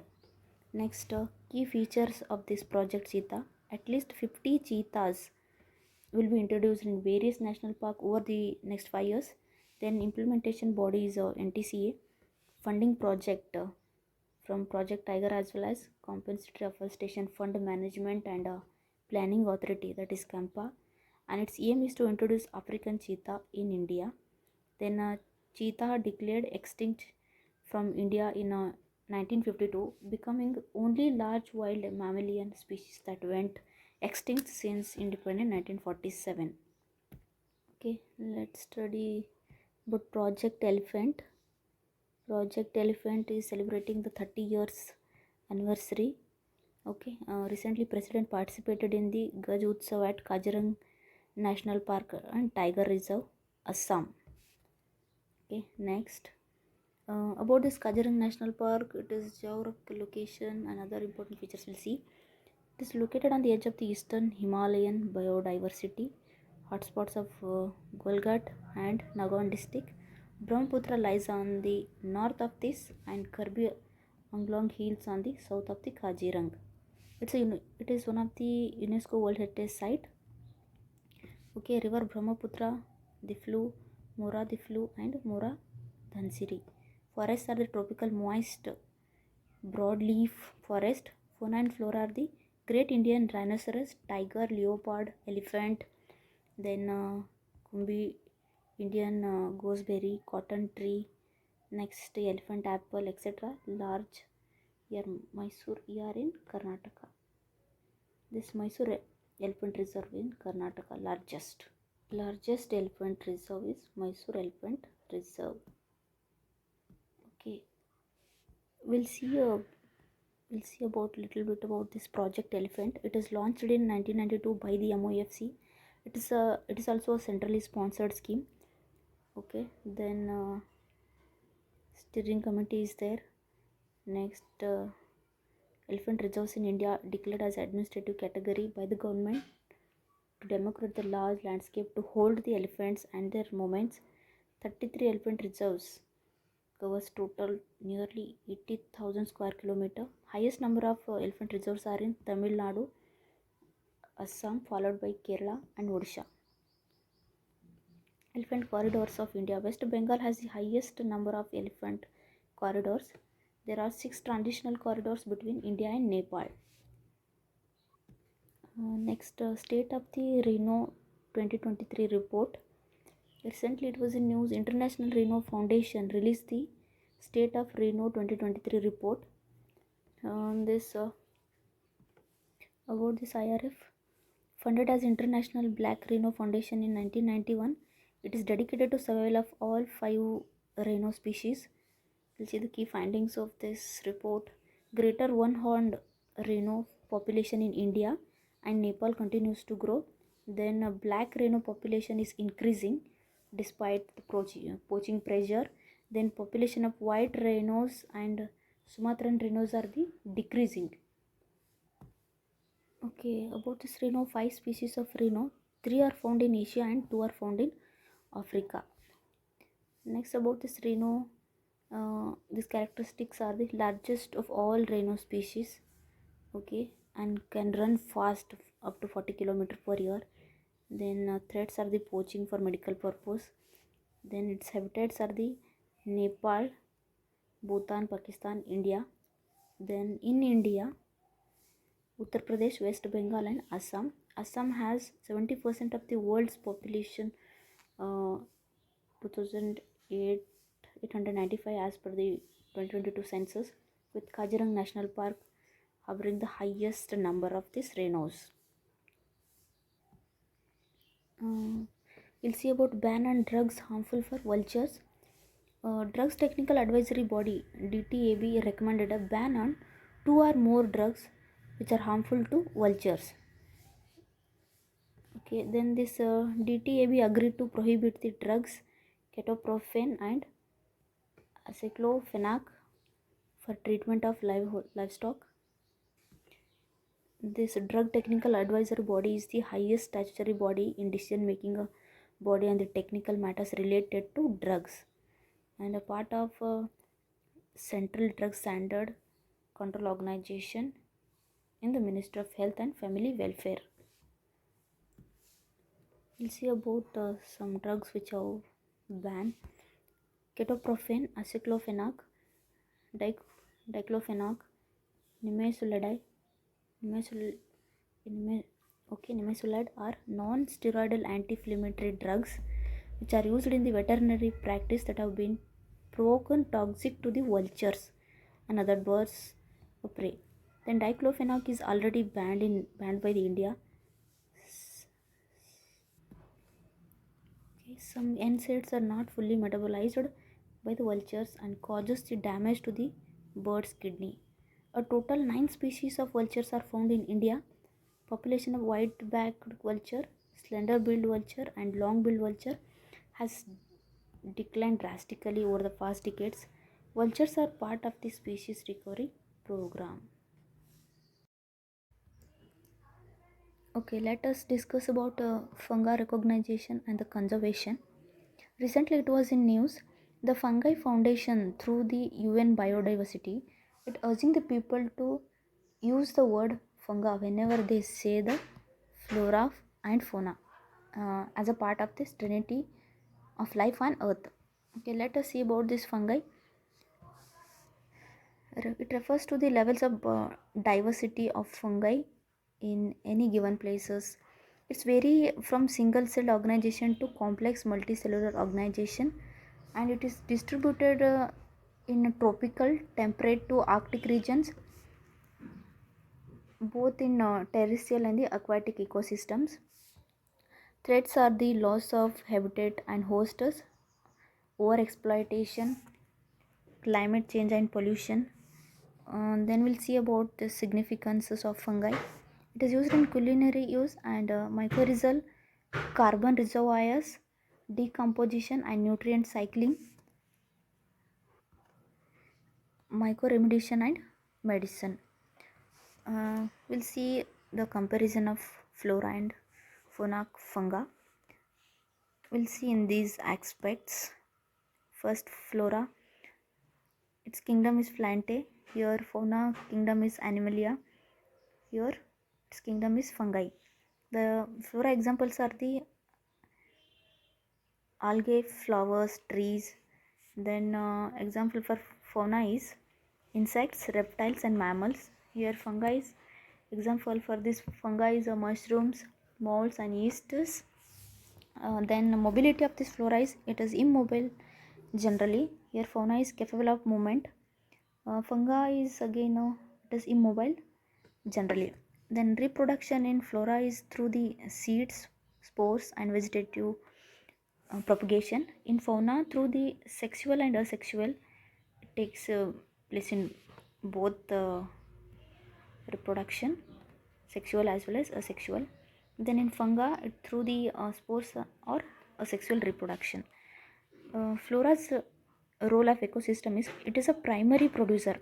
Fauna is the it is a consumer, prey or a predator.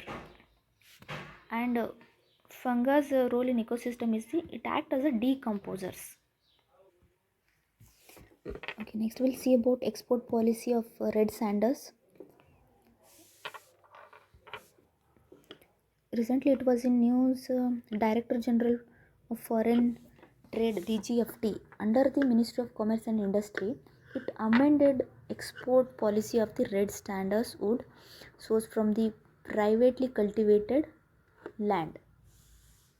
Okay, the amendments issued under the power by conferred by the Foreign Trade Development Regulation of 1992 Act and the Foreign Trade Policy of 2023. Under this foreign trade policy, import of red sanders is prohibited. Okay, while export is restricted. Earlier in DGFT 2019, it has revised the export policy to permit the export of sanders. Permit the export of sanders in log form and roots if it is exclusively obtained from the privately cultivated land, including patland. In recent amendment, annual export of quota is allowed for the artificial propagated red sanders and zero export quota for wild specimens of red sanders. We'll see about this red sanders. Okay, I'll tell you one thing. If anything comes in a news, you should go to the static portion again and you should be thorough for the exam. Okay, we'll see about this red sanders. See, IUCN status of this red sanders is it is endangered, and it comes in Schedule 4 of this Wildlife Protection Act 1972 and Appendix 2 in city status. Let us see about this habitat. It is endemic tree species in India and with restricted geographical range in eastern Ghats of India. Then found in district tract of forest in Andhra Pradesh. It found in Andhra Pradesh. We'll see characteristics of this red sanders. It's very slow growing tree species and that attains maturity after 25 to 40 years. See, its maturity is after 25 to 40 years and it is resistant to droughts. Then also known as the almog sandalwood red sanders. These are the names it is called by the names. Okay, these are the names it has. If you want you can see. Then high in demand across Asia, particularly in China due to its therapeutic properties. It used in cosmetic, medicinal products, high-end furniture and woodcraft. Okay, next we'll see about invasive alien species. Recently it was in news, the Intergovernmental Platform on Biodiversity and Ecosystem Service IBPS has released the assessment report on invasive species and their control. See, the subsect alien species are spread with negative impacts on the biodiversity, local ecosystems and the species. Alien species could be animal, plants, and other organisms which are introduced by the human activities to new regions. See, all alien species are not invasive species and they can benefit from extreme weather. As per the report, invasive alien species are the one of the five major direct drivers of the biodiversity loss globally. Okay, we'll see what are the initiatives done by globally. Invasive species specialist group. It's a global network of scientific and policy experts on invasive species. Was established in 1994. It is organized under the SSC, that is Species Survival Commission, and of the IUCN. We'll see about this IVPS. It is an independent intergovernmental body. Okay, it is not a UN body. It is independent intergovernmental body. It is. Then it is established in 2012, and it is committed to strengthen the science policy interface for the conservation and sustainable use of the biodiversity and long-term human well-being and the sustainable development. And UNEP provides the secretariat service to the IVPS. It has 144 memberships, even including India. We'll see some invasive species recently which are in news. Prosopis chilensis. It is threatening to pulverize native vegetation across the 21 islands in the Gulf of Mannar Biosphere Reserve. See, this Gulf of Mannar Biosphere Reserve is the India's first marine biosphere reserve. Remember, India's first marine biosphere reserve is Gulf of Mannar, and it is one of the most important habitat for the coastal birds which are migrating from the Arctic Circle. And it is a this Prosopis chilensis is a drought resistant plant. It is then native to the arid regions like South American countries, Argentina, Bolivia, Chile, Peru. It is also known as Chilean mosquito. Next we'll see mosquito fish. A new study has revealed that two species of mosquito fish and Gambusia afensis and Gambusia holbrooki have invaded various ecosystems across the India, widely introduced worldwide as a form of biological mosquito control. Feeds on it feeds on mosquito larvae. It is native to US. Its habitat is shallow waters, dense vegetation growth, where larvae and pupae hide. This mosquito fish introduced in India in 1928 during the British rule. Next we'll see about Conocarpus trees. It is invasive mangrove species recently banned by Gujarat government. Earlier it was also banned by the Telangana government. It is a genus of two species of flowering plant of winter, and it is native to tropical regions of the world, and it's widely used in public spaces for its ornamental looks. Next, Ledwigia peruana. It's an invasive weed threatening to elephant habitats and foraging grounds in Tamil Nadu. It is infested majority in the hill station swamps. Okay, it is native to Central and South America, including Peru. It is used as a ornamental plant for its tiny yellow flowers. Grows fast along the water bodies, and it is among the 22 priority invasive plants in the Tamil Nadu. Next, red fire ant.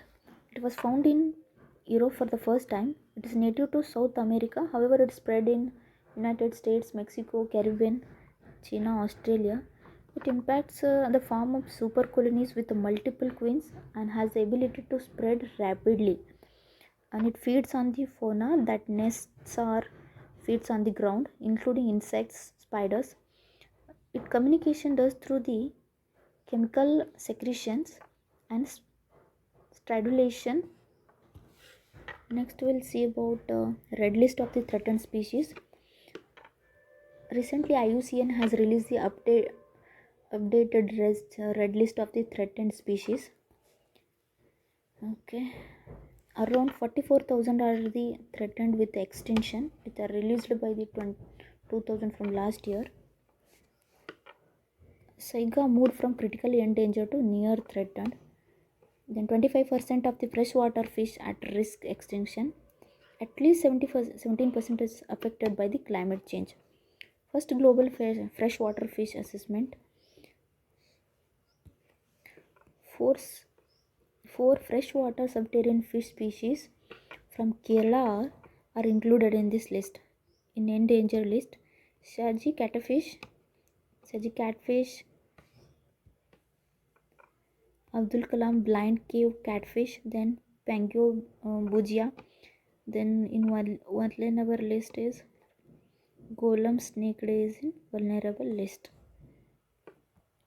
Next we'll see about this IUCN.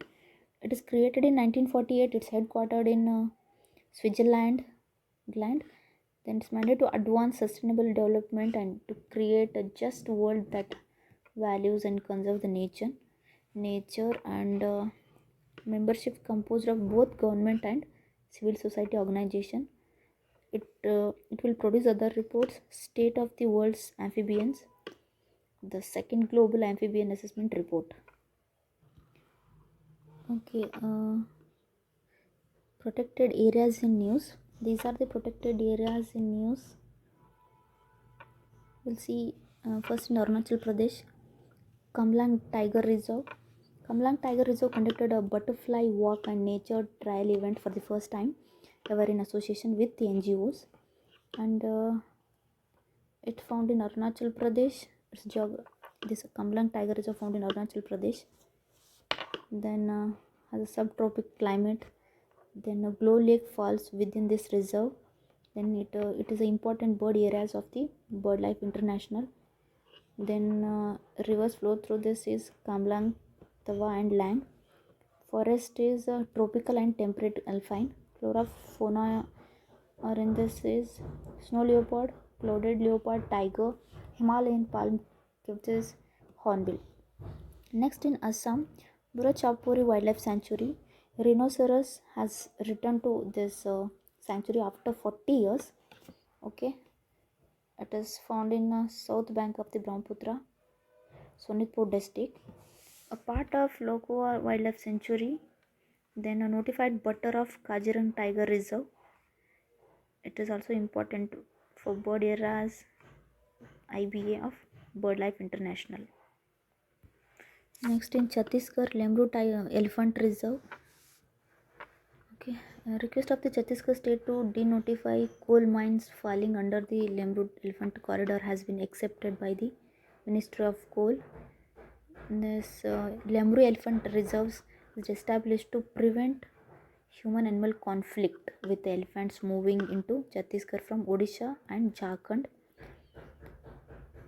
Next, in Jharkhand, Palmau Tiger Reserve, 4 soft release centers for chitals are under this PTR, this Palmau Tiger Reserve. It is found in western part of the Chota Nagpur Plateau and is a part of Bitla National Park, Palmau and Palmau Wildlife Sanctuary. And it is important bird areas. Rivers flows through this is North Koyal, Auranga and Burha. Then forest type is it is a mixed deciduous forest type. Fauna flora are the tigers, leopards, wolves. Next in Mizoram, Dampa Tiger Reserve, a new species of toad, Biphoid Bhupatia was found in Dampa Tiger Reserve. Then it found in western flank of Mizoram, bounded by the Chithong Hills. Okay, then it is an important bird area again. Khatlang, Tupia, Theria rivers flow through this. And forest type is it is a tropical evergreen to semi-evergreen forest. Then fauna and flora found in this Hulok gibbon, tiger, leopard, clouded leopard, and golden cat. Then Himalayan black bear, etc. Then in Kerala, Kadulundi Vellikunam Community Reserve (KVCR), it is expressed notice that the shrinking mudflat ecosystem of Kadulundi River is keeping shore, shore birds away. It's found in Kerala. Then India's first riverfront community reserve it is. Okay, it acts as a buffer zones to corridor between establishment of national park and wildlife sanctuaries. It can be declared as a conservation areas if they are uninhibited and completely owned by the government. Government authorities, chief wildlife warden of the state. It is restriction to agriculture and hunting prohibited here. Collection of non-timber forest produce allowed. Uh, River Kadulundi is flow through this. It is a mangrove forest type, and 8 species of mangroves, crabs, crustaceans, and otters are found here. Okay, next we'll see about United Nations Forum on Forest. Recently, India hosted a country-led initiative CLI event as a part of UNFF in Dehradun, Uttarakhand. See, the CLI event, it is focused on two thematic areas. First one, forest fires or wildfires. Then second one is forest certification and the sustainable forest management. The primary goal is to contribute to discussions of UNFF regarding the implementation of sustainable forest management and UN strategic plan for forest.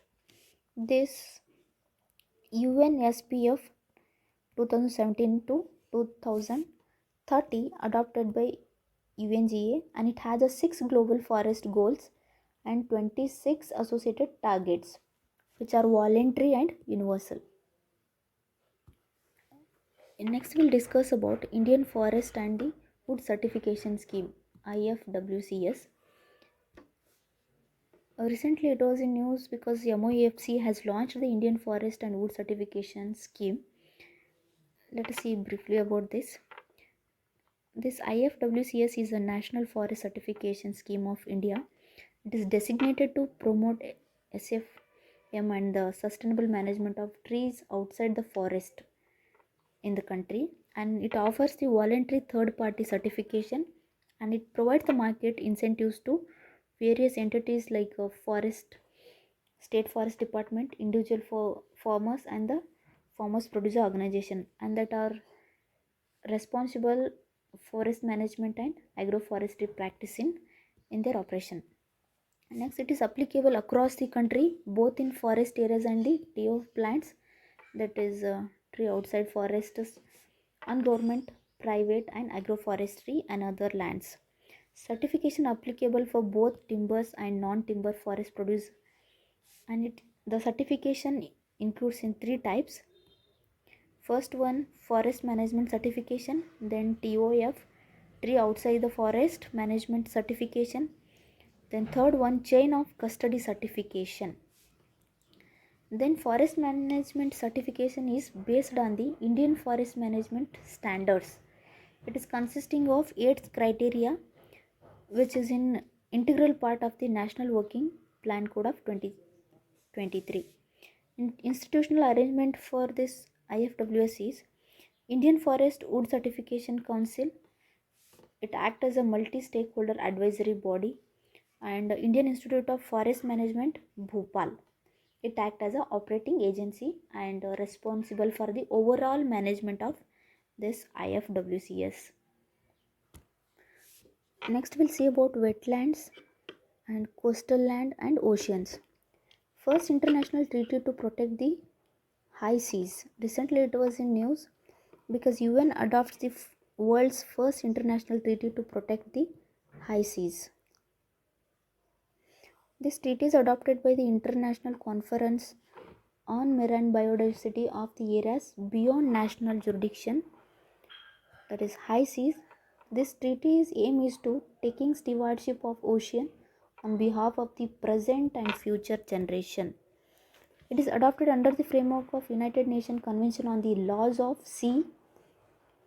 Then it is a legally binding nature. Okay.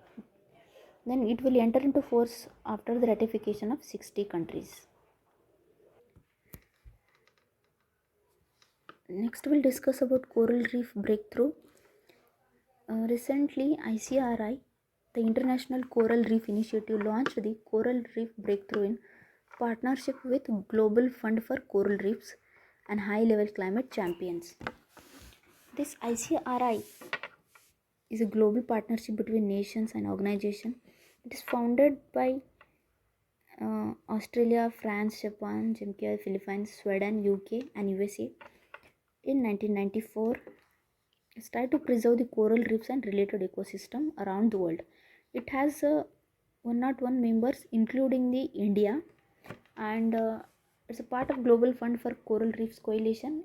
It, it used the blended finance instrument to mobilize the action and resource to protect. Next, we'll see about Coral Reef Breakthrough. Its aim is to prevent extinction of at least 125,000 kilometers square of shallow water tropical corals. Then action plans to achieve targets are the mitigate local drivers of loss, then bolster resilience based local reef conservation, then target of Cunningham Montreal Global Biodiversity Framework, and assist the development and implementation of innovative solution. Next, secure the investment at least USD 12 billion by 2030 from public and private sources. Next, we'll see about what are the coral reefs. About this, we'll have a glance about this. Marine invertebrate animals with the hard exoskeletons made up of calcium carbonate. See, this coral reef is made up of calcium carbonate, and it's made up of colonies of hundred of thousands of tiny individual corals called polyps.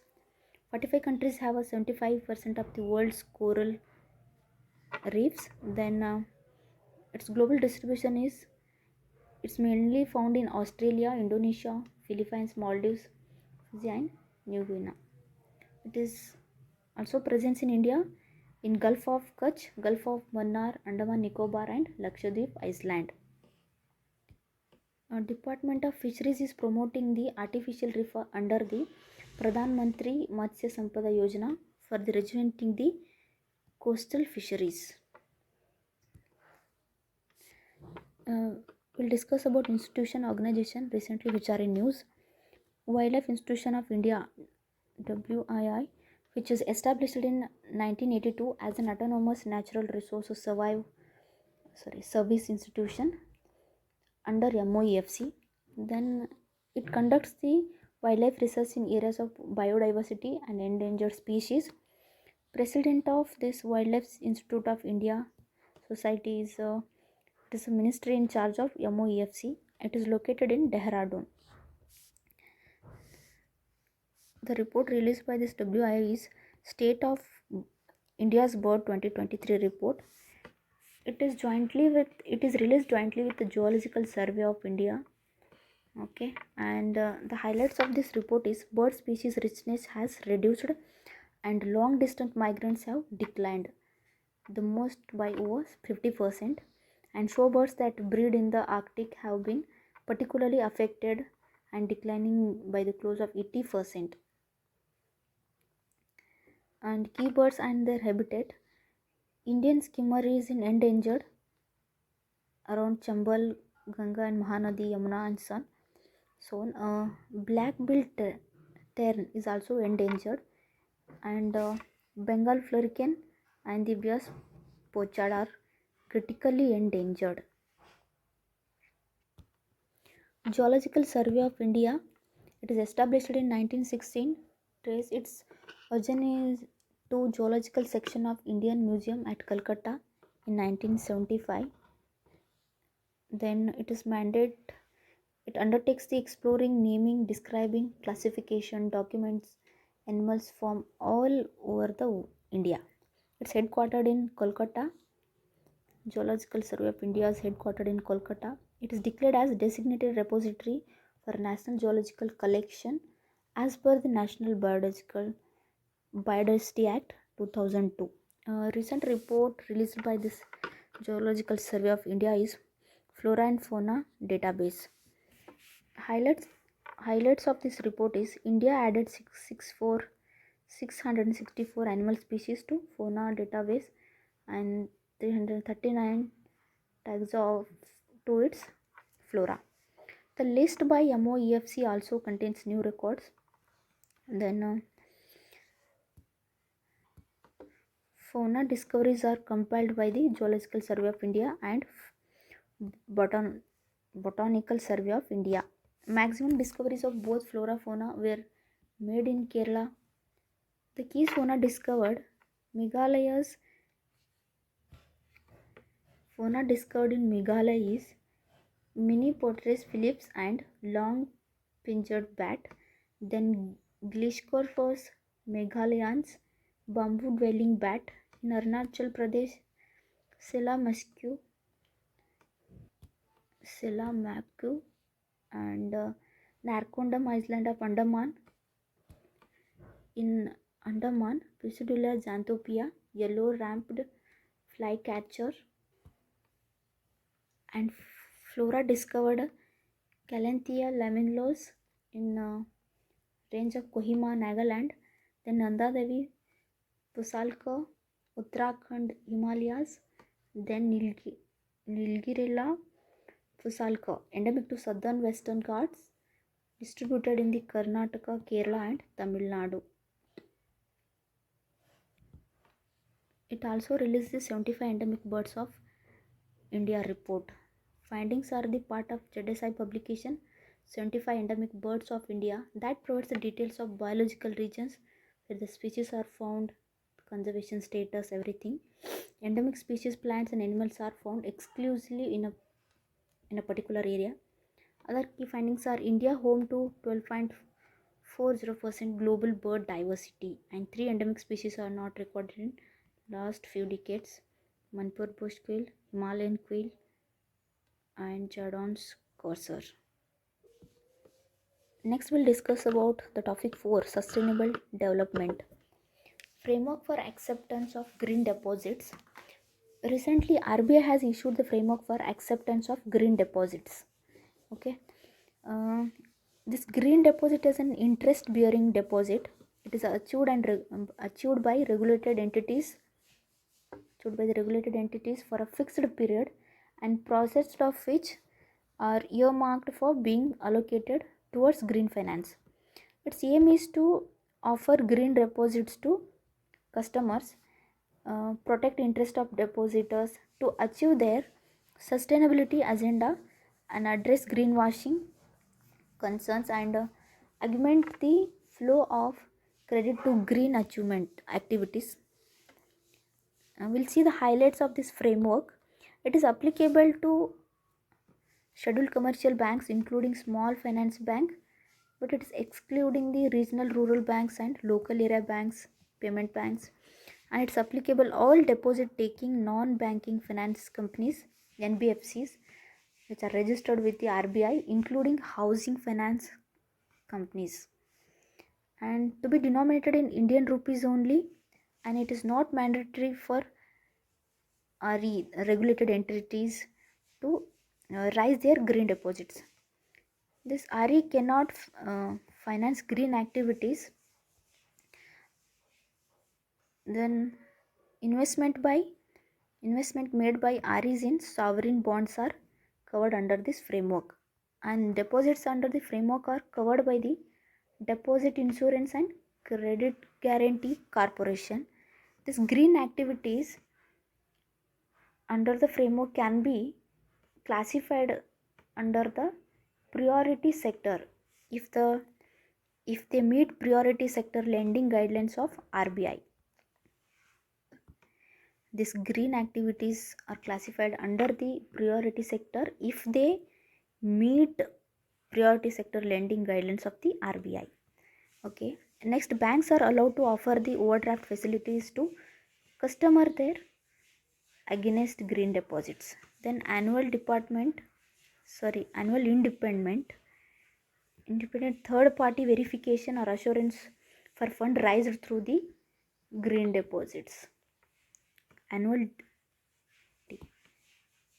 independent third party verification or assurance for the fund raised through the can raise the fund through green deposits. Okay, these are the sectors included and these are excluded. Included are the renewable energy, energy efficiency, clean transportation, climate change adaptation, sustainable water and waste management, green building. Then excluded projects are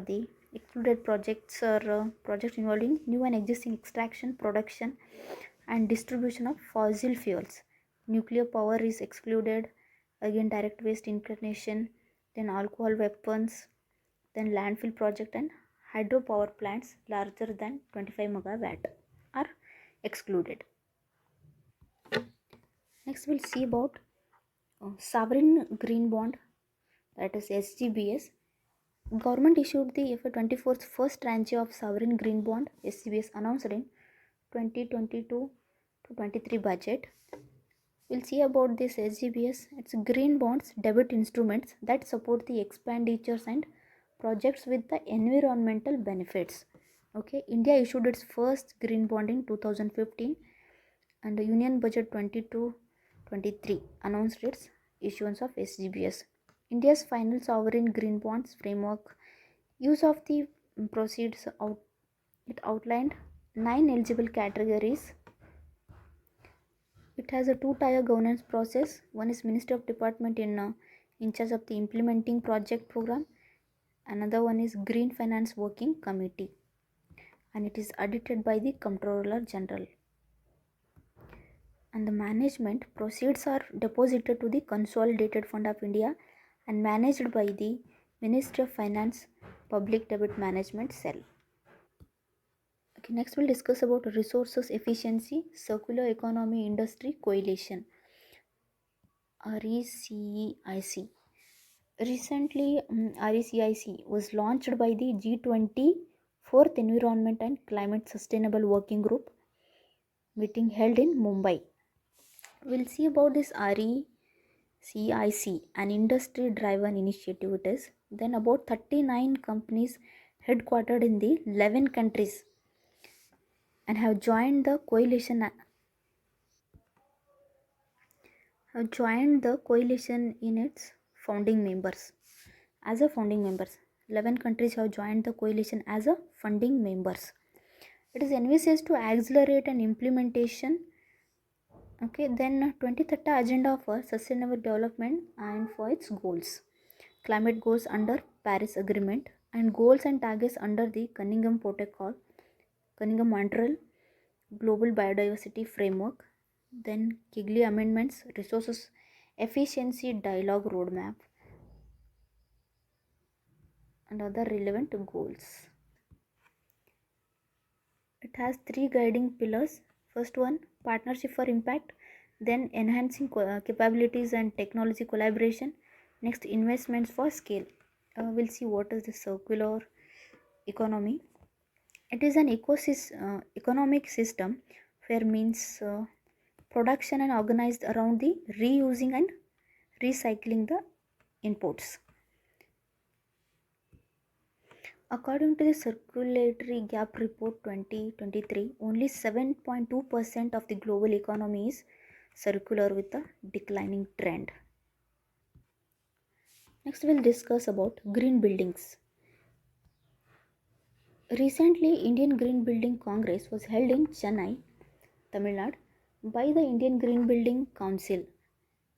This green building refers to the use of environmentally friendly construction materials, process, operation, and maintenance. It is different from the energy efficient and net zero carbon building. This concept is to reduce the cost of energy and waste management considering the global warming and environmental degradation. Some innovative solutions in green constructions are Agrocrate, carbon negative building material made up of crop residues such as paddy straw, wheat straw, and sugarcane bagaces. Then carbon craft tile made with the upcycled carbon by, by using recovered carbon waste as a resource. Then use of geothermal heating, smart grid refrigerators, then vegetated roof tops. Then we'll see about IGBS, this Indian Green Building Council. It is India's premier. It is India's premier certification body for green building. And it is one of the founding member of the. It is one of the founding member of the World Green Building Council. And it is a network of national green building council in more than 90 countries, and it is established in 2002 for the transformation of built environment to make healthier and more sustainable. And it is established in 2001 by the Confederation of the Indian Industry, and it's headquartered in Hyderabad. Next we'll discuss about lead rat lead rating system. Lead rating system. Recently it is in news because India outperforms the US and China in leadership in energy environmental design lead net zero certification. We'll see about this lead rating system. It is a globally recognized certification system, and it provides a framework for healthy, efficient, carbon and cost saving green buildings. Then it is developed by US Green Building Council and administered by the Green Business Certification. Then it achieves and recognizes the building at 4 certification level: certified silver, gold and platinum. Lead India program administered by Indian Green Building Council. We'll see about this Lead Zero. It's a complete it's a complement to Lead certification. It recognizes the projects that have reached to net zero or net positive status in categories of carbon, energy, waste or waste and water. Then India has 73 Lead Zero certified projects.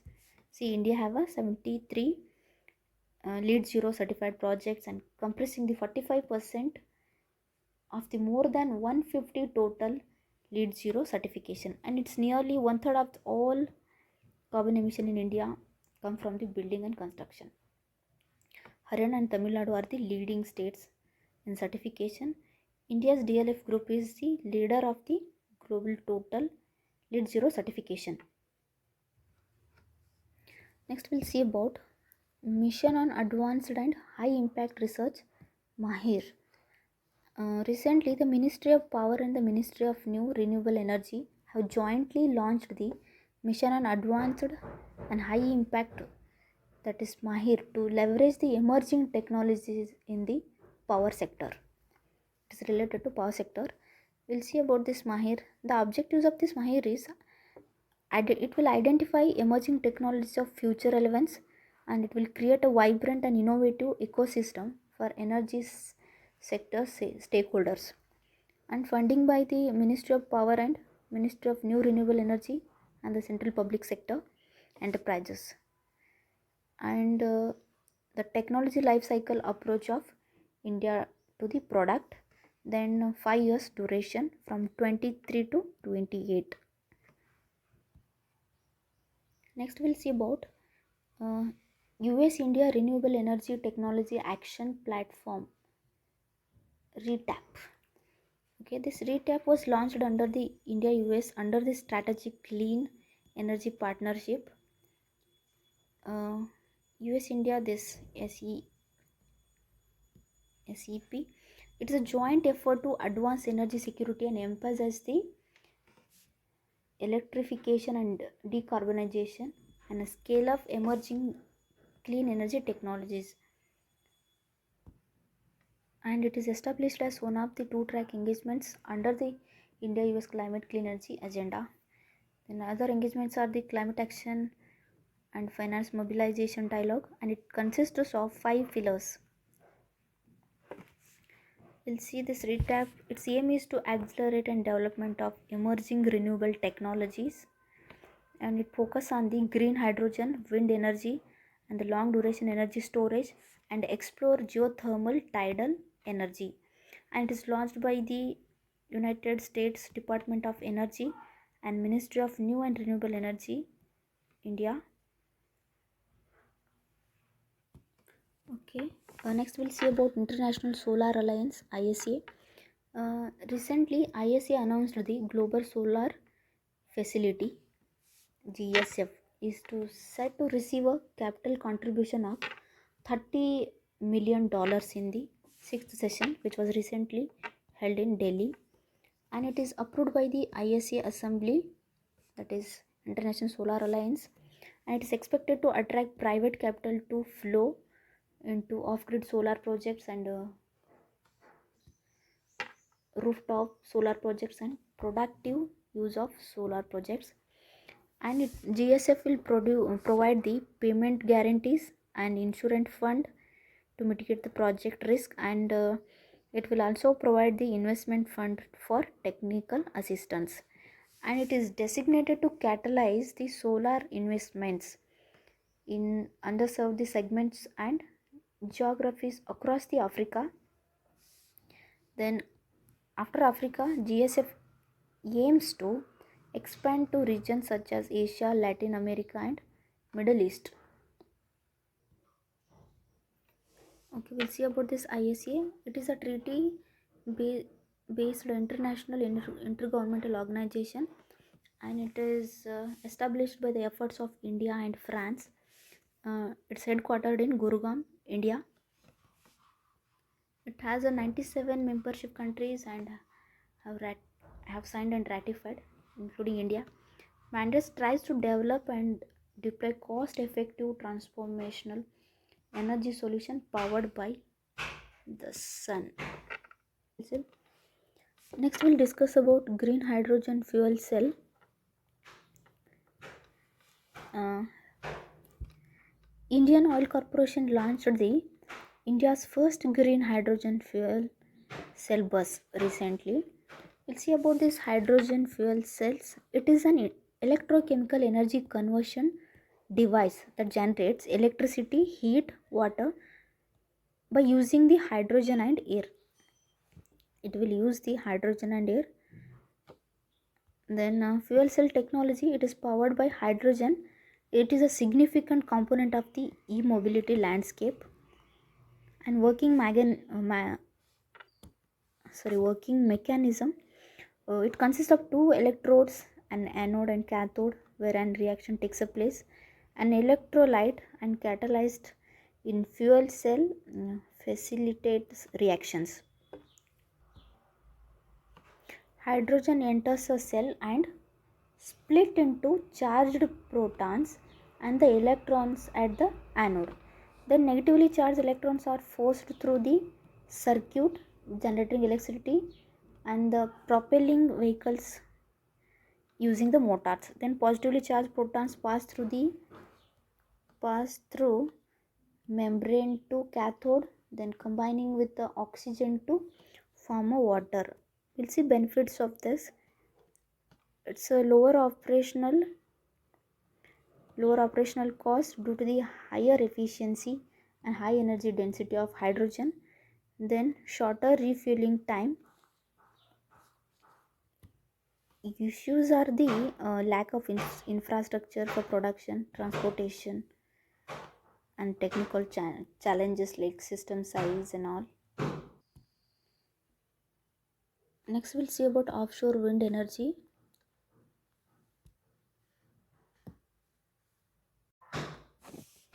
Offshore wind energy.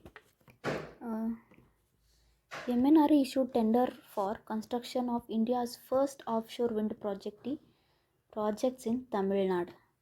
We'll see about this offshore wind energy. It is classified into offshore wind energy, onshore wind energy and offshore.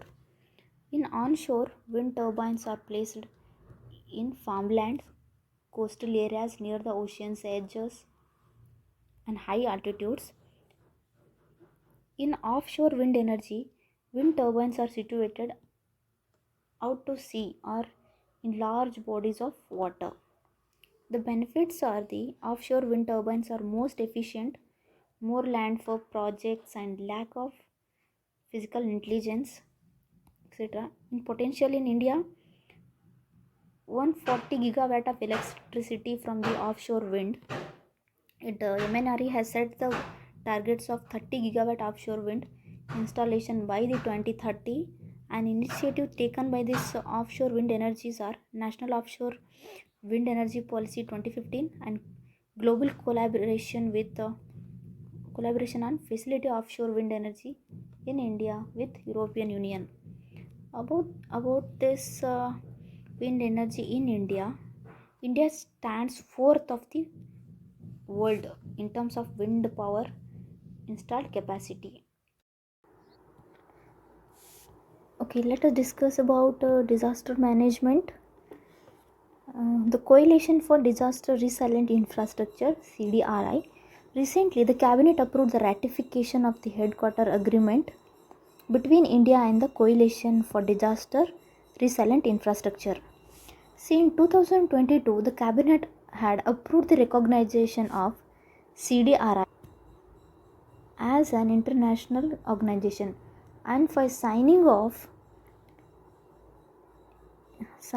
this headquarter agreement for granting the CDRI exemptions, immunities and privileges as a complement under the Section 3 of United Nations Privileges Act 1947. Okay, UN Charter allows UN and also its officials to enjoy the territories of each of its members such legal capacity, privileges, immunities which are necessary for the exercise of its functions. Okay, then Section 3 of this Act states that premise of UN shall be inviolable. Act was also extended to several other international organizations. The signing of headquarter agreements will provide a CDRI an independent and international legal persona so that it can carry out its all functions internationally. Okay, let us see more about the CDRI. It's a global partnership launched in 2019 by the Indian Prime Minister at UN Climate Summit, which was happened in New York. And the objective of this is to promote the resilience infrastructure system to climate and disaster risks and thereby ensuring the sustainable development.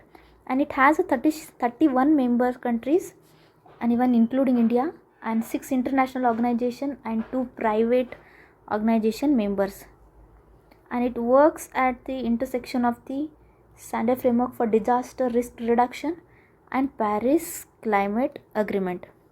And it also released the reports called Benner Report on Global Infrastructure, titled called Global Infrastructure Resilience, Capturing the Resilience's Dividend.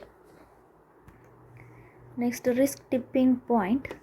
As per the Interconnected Disaster Risk Report 2023, world is fast approaching the risk tipping points on multiple fronts. So the report is released by United Nations University Institute for Environment and Human Security. Okay, and it is an academic arm of the United Nations established in 2003, and it acts as a global think tank, and its mission is to carry out the research on risks and adaptation related to environment hazards and global change. We'll see what is meant by risk tipping point. A moment when sociological system loses its ability to buffer the risk, leading to the increased potential for catastrophic impacts. That is risk tipping point. I repeat, moment when a sociological system loses its ability to buffer the risk that leads to increased potential for catastrophic impacts. Next we'll see about Glacier Lake outburst flood. Recently, Sikkim witnessed the Glacier Lake outburst flood due to the bursting of southern bank of the South Lonak Lake. What are the causes for this flood? Sikkim Southern Lake experienced the accelerated melting and geolofo event combined with the rainfall due to cloud burst, and the release of water from Chungthang Dam. Okay, We'll see about these glacial lakes and geolofts. Glacial lakes is a large bodies of water that it sits front of the on top of or and beneath of melting glacier. GLOF, this one, glacial lake outburst. It's a sudden release of the significant amount water retained in a glacial lake, irrespective of the cause. Then, because of this vulnerability in India, as per this ICIMOD report assessment, in the event of global warming 1.5 degrees Celsius to 2 degrees Celsius by 2100, glaciers are set to lose 30 to 50% of their volume, and compared with 2015, India has witnessed at least three highly devastating glacial lake outburst flood events over the last decades. Kedarnath in 2013, Chamoli in 2021, and Sikkim in 2023. Next, earthquakes swam. See, recently in Iceland, 2200 earthquakes were observed in 24 hours.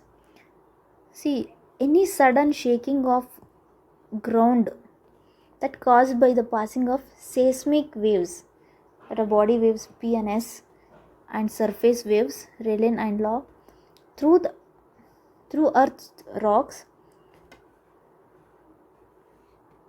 that is called earthquake. Then S wave can only travel through the solids. You see what is mean by earthquake swarm? A sequence of earthquake swarms. It's a group actually. A sequence of many earthquakes that occur in relatively a short period without a specific foreshock or main shock or aftershock. It can last for hours or days or even weeks. Mostly consist of low to moderate magnitude events and often occur at relatively shallow depths within the earth crust. Okay, usually occur along existing fault systems. See, what are the reasons for that occurrence of earthquake swarms in Iceland is because of diverging plate moments in mid-Atlantic ridge. Because of diverging plate moments. Next, we'll see landslides in Himalayas. Okay, recently in Uttarakhand, an under construction of Silkyar Barcode tunnel, it has collapsed due to landslide. Okay, the Silkyar Barcode channel will connect the Yamunotri on south end to the Dharasu on north end. Okay, it is a part of Char Dham all-weather road project, and this tunnel built in an area compressing limestone and other soft rocks that tend to collapse. It was made up of the limestone and soft rocks. Then possible reasons for collapse might have been fractured and other things. We'll see. Recently, India was affected by the heat waves. Okay, a 5-member team was visited to worst affected states by the heat waves. We'll see what is this heat wave. A condition of air temperature which becomes fatal to the human body exposed, and it is based on the temperature thresholds over the region. Then, according to the IMD, heat wave is considered if maximum temperature of station reaches at least 40 degrees Celsius or more in plain and 30 degrees Celsius in hilly regions. 30 degree in hilly and 40 degrees Celsius in plains. Okay, next we'll see about marine heat waves. See, World Meteorological Organization forecasts that marine heat waves may extend till 2024. These marine heat waves are the long-term and persistent warming and discrete periods of extreme region ocean warming is called this marine heat waves. Okay, it occurs when the surface temperature of a particular region of the sea rises to 3 to 4 degrees Celsius above the average temperature for at least 5 days. El Nino has contributed in its occurrences. El Nino has contributed to this. We'll see this character's features. It can last for weeks or even years. Can affect small areas of a coastline or a span of multiple oceans. Then have increased by 50% over the past decades and now lost longer and more severe it is. We'll see marine heat waves impact. See, death of several marine species. So many marine species have died and altered their migrating pattern also. Then it led to coral bleaching and even impact on weather forecast. In humans, it ಆಮೇಲೆ make hurricanes and tropical cyclones stronger, more intense and frequent. Then precipitation. Due to its presence, the Bay of Bengal, northwest India received sufficient rainfall. Okay, we'll see about cyclones. A severe cyclonic storm Michong caused widespread damage in the coast of Andhra Pradesh and Tamil Nadu. This cyclone Michong, fourth tropical cyclone of the year over the Bengal. We'll see about cyclones. Cyclone is a large scale storm of air that rotates around the center of low pressure area. See, a large scale system of air that rotates around the center of low pressure area, that is called cyclone. As per this National Disaster Management Authority NDMA, characterized by inward spiraling wind that rotate anticlockwise in northern hemisphere. The cyclone rotates anticlockwise in northern hemisphere, clockwise in southern hemisphere. Anticlockwise in northern hemisphere, clockwise in southern hemisphere. We'll see the favorable conditions to occur this cyclone. Large sea surface with the temperature higher than the 27 degrees Celsius. If the temperature is higher than 27 degrees Celsius, it is good for a cyclone. Then presence of Coriolis force, small variation in vertical wind speed, then a pre-existing weak low pressure area or a low level cyclonic circulation, and upper divergence above the sea level. Upper divergence. See other recent cyclones in news. Cyclone Ilsa in Western Australia. Then Cyclone Mocha, it is called a super cyclone. It is in Myanmar coast. Cyclone Mithili, it happened in Bangladesh coast. Next we'll see Ennore oil spill. Recently in Chennai, oil spill occurred in Ennore region of this Chennai after cyclone Michong induced floods. We'll see about this oil spill. A release of liquid petroleum hydrocarbons into the environment, or especially in marine areas. What are the causes for this oil spill? See, the equipment breaking down due to the human errors, deliberate acts by the illegal dumping, natural disaster like hurricanes. Okay. We'll see the impacts of this oil spill. See, it will destroy insulating ability of fur on mammals and impacts water repelling qualities for birds' feathers.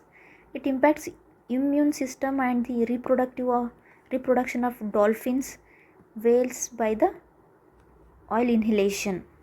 Health problems like heart damage, immune system effects, headache due to strong odor, skin irritation, etc. Institutions and organizations which were in news recently.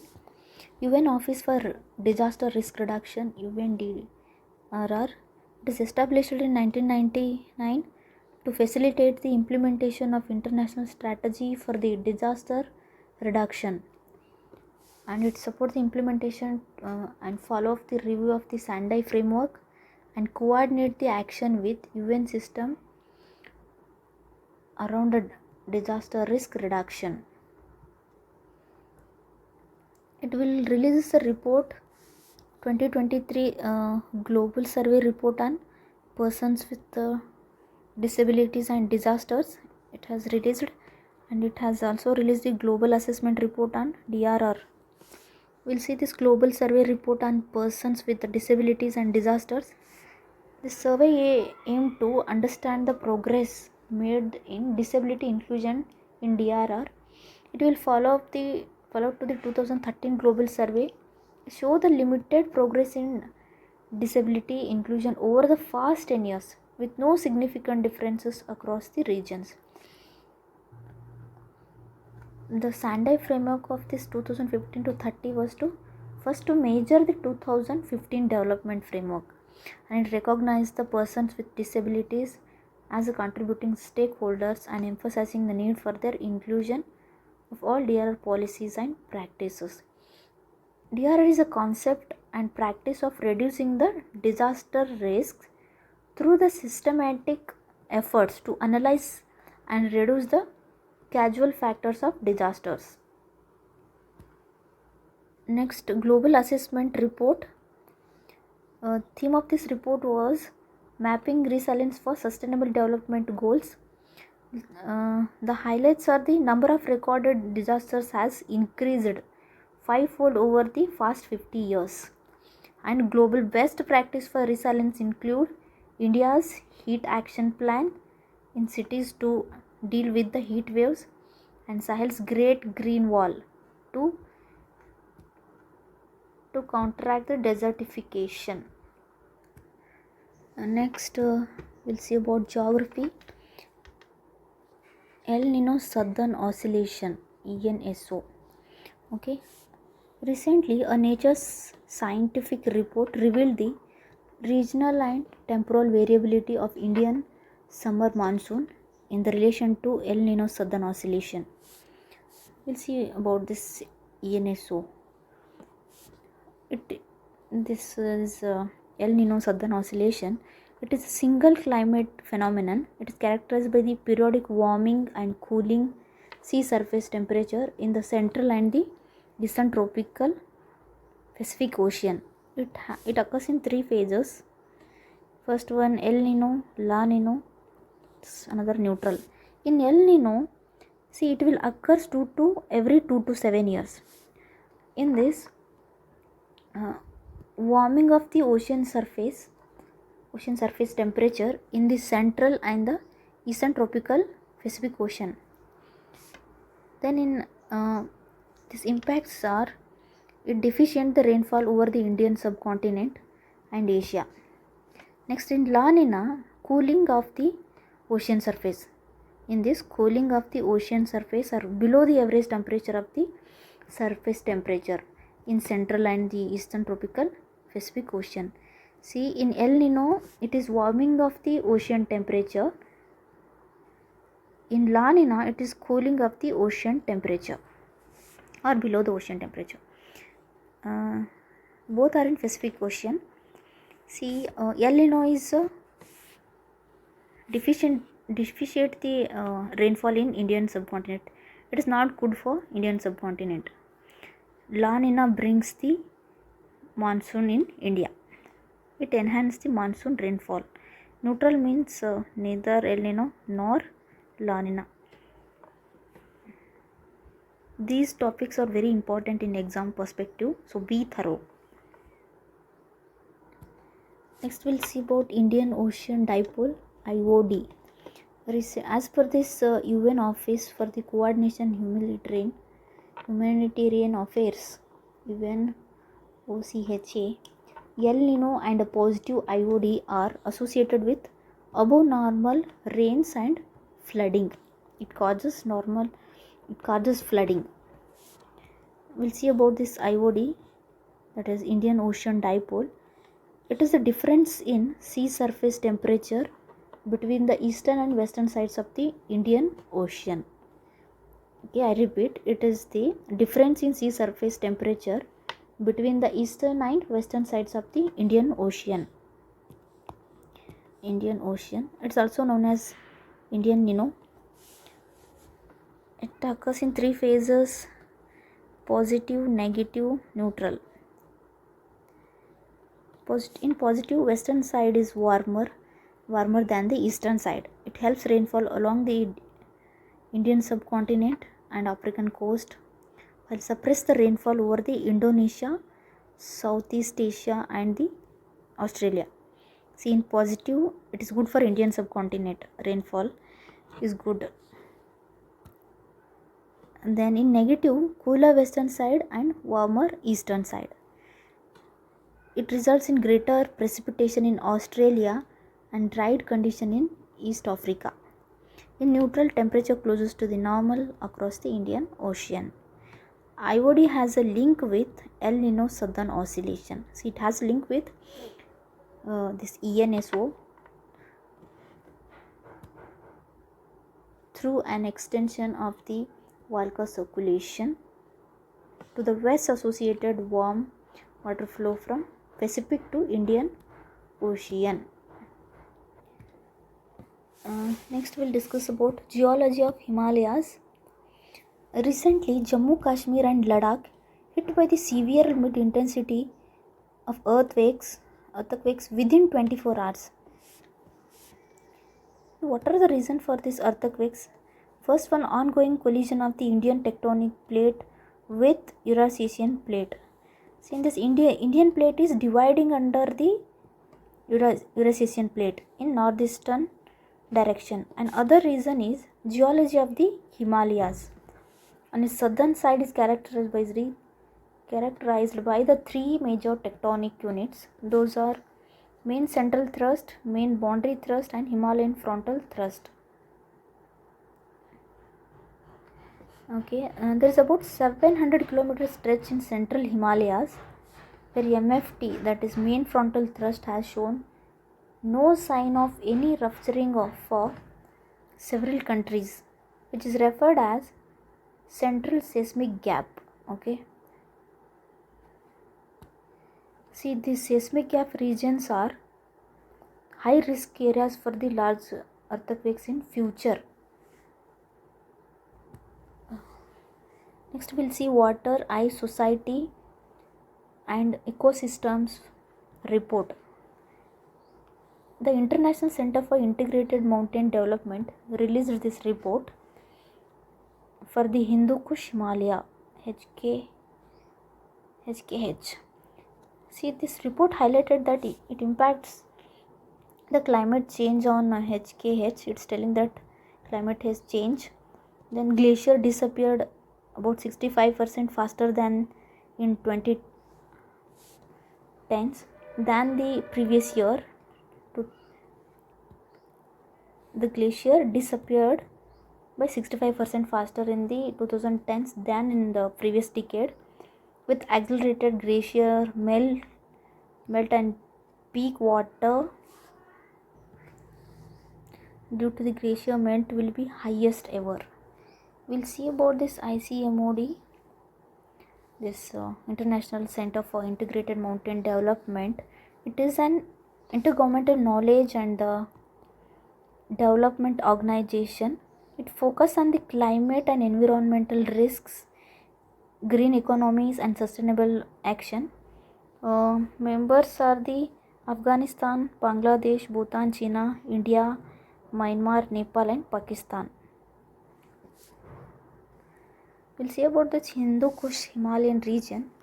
It's a span of an area of approximately 4.3 million square kilometer. Afghanistan, Bangladesh, in all these countries, and hosts the world's highest peaks like Mount Everest and Kanchenjunga. Then it's known as the third pole or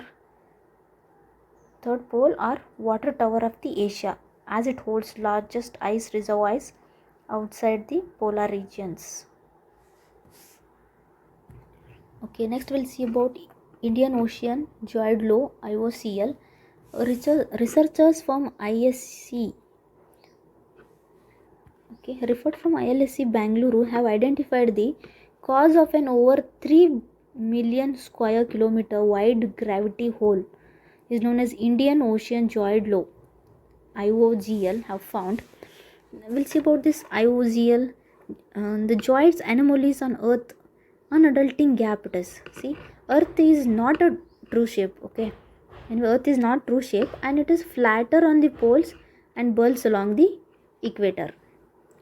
And it leads to variation in gravitational pull, making the Earth's shape is irregular. The location is just found in south of the Sri Lanka, and Earth's gravitational pull is weakest at this point. Sea level is here is 100 meters lower than the global average. Sea level is 100 meter lower, and gravitational pull is weakest at this point, and causes of pullments of the molten rock is rising along the edges of the Tethys ocean bed, and it is called the lowest geoid anomaly on Earth. The process are the hot material from African super plume, and it carries heat from near the core to the crust, which gets deflected eastwards.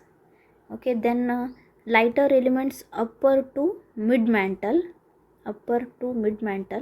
under the IOGL, that leads to low gravity in this area. See, what is the reason for this low gravity means? This lighter elements in upper to mid mantle under this IOGL, that leads to the low gravity. Okay, next, auroras. Recently, the Indian Astronomical Observatory, situated nearly 14,800 feet above the sea level at Mount Saraswati in the Henle Valley of Chittagong, Ladakh, successfully documented the rare aurora phenomenon. We'll see about this aurora. What is this? It's a pattern of bright lights in the sky caused by the geomagnetic storms. It is seen when the particles ejected by the sun during coronal mass ejection, which interact with the magnetic field around the earth.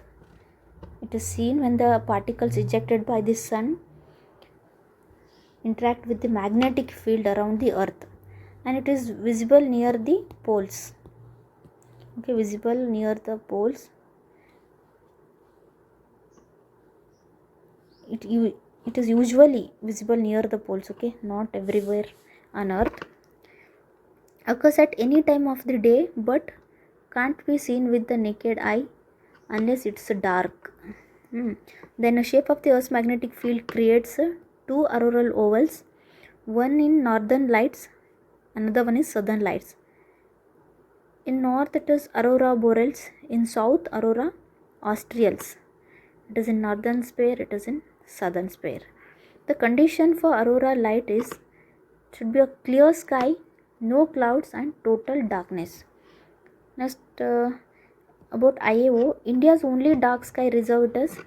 It is an area where measures are taken to reduce artificial light pollution to observe the sky at the night. Okay, we'll see other terms which were in news recently. Omega blocking. See, as per the recent studies, floods in the Mediterranean regions were caused by the low pressure system forming around the Omega block, centered over the Netherlands. See, Omega block, it will occur when two low pressure systems become cut off from the main flow. When two low pressure cut off from the main flow of the jet stream, sandwiching a high pressure system between them. It's also linked to the extreme events such as Pakistan floods, heat waves in France and Germany. Next, we'll see Atlantic Meridional Overturning Circulation, AMOC. It is. Your study says that AMOC will collapse with 95% certainty between 2025 to 2095.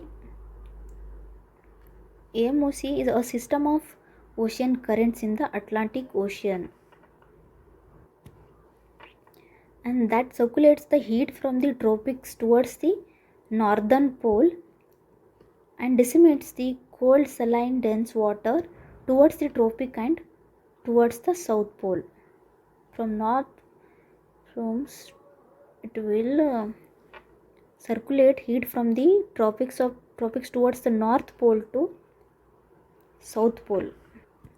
Okay, that's all about PT 365 environment. If this video helped you in any way, please subscribe, like, share and comment. Thank you.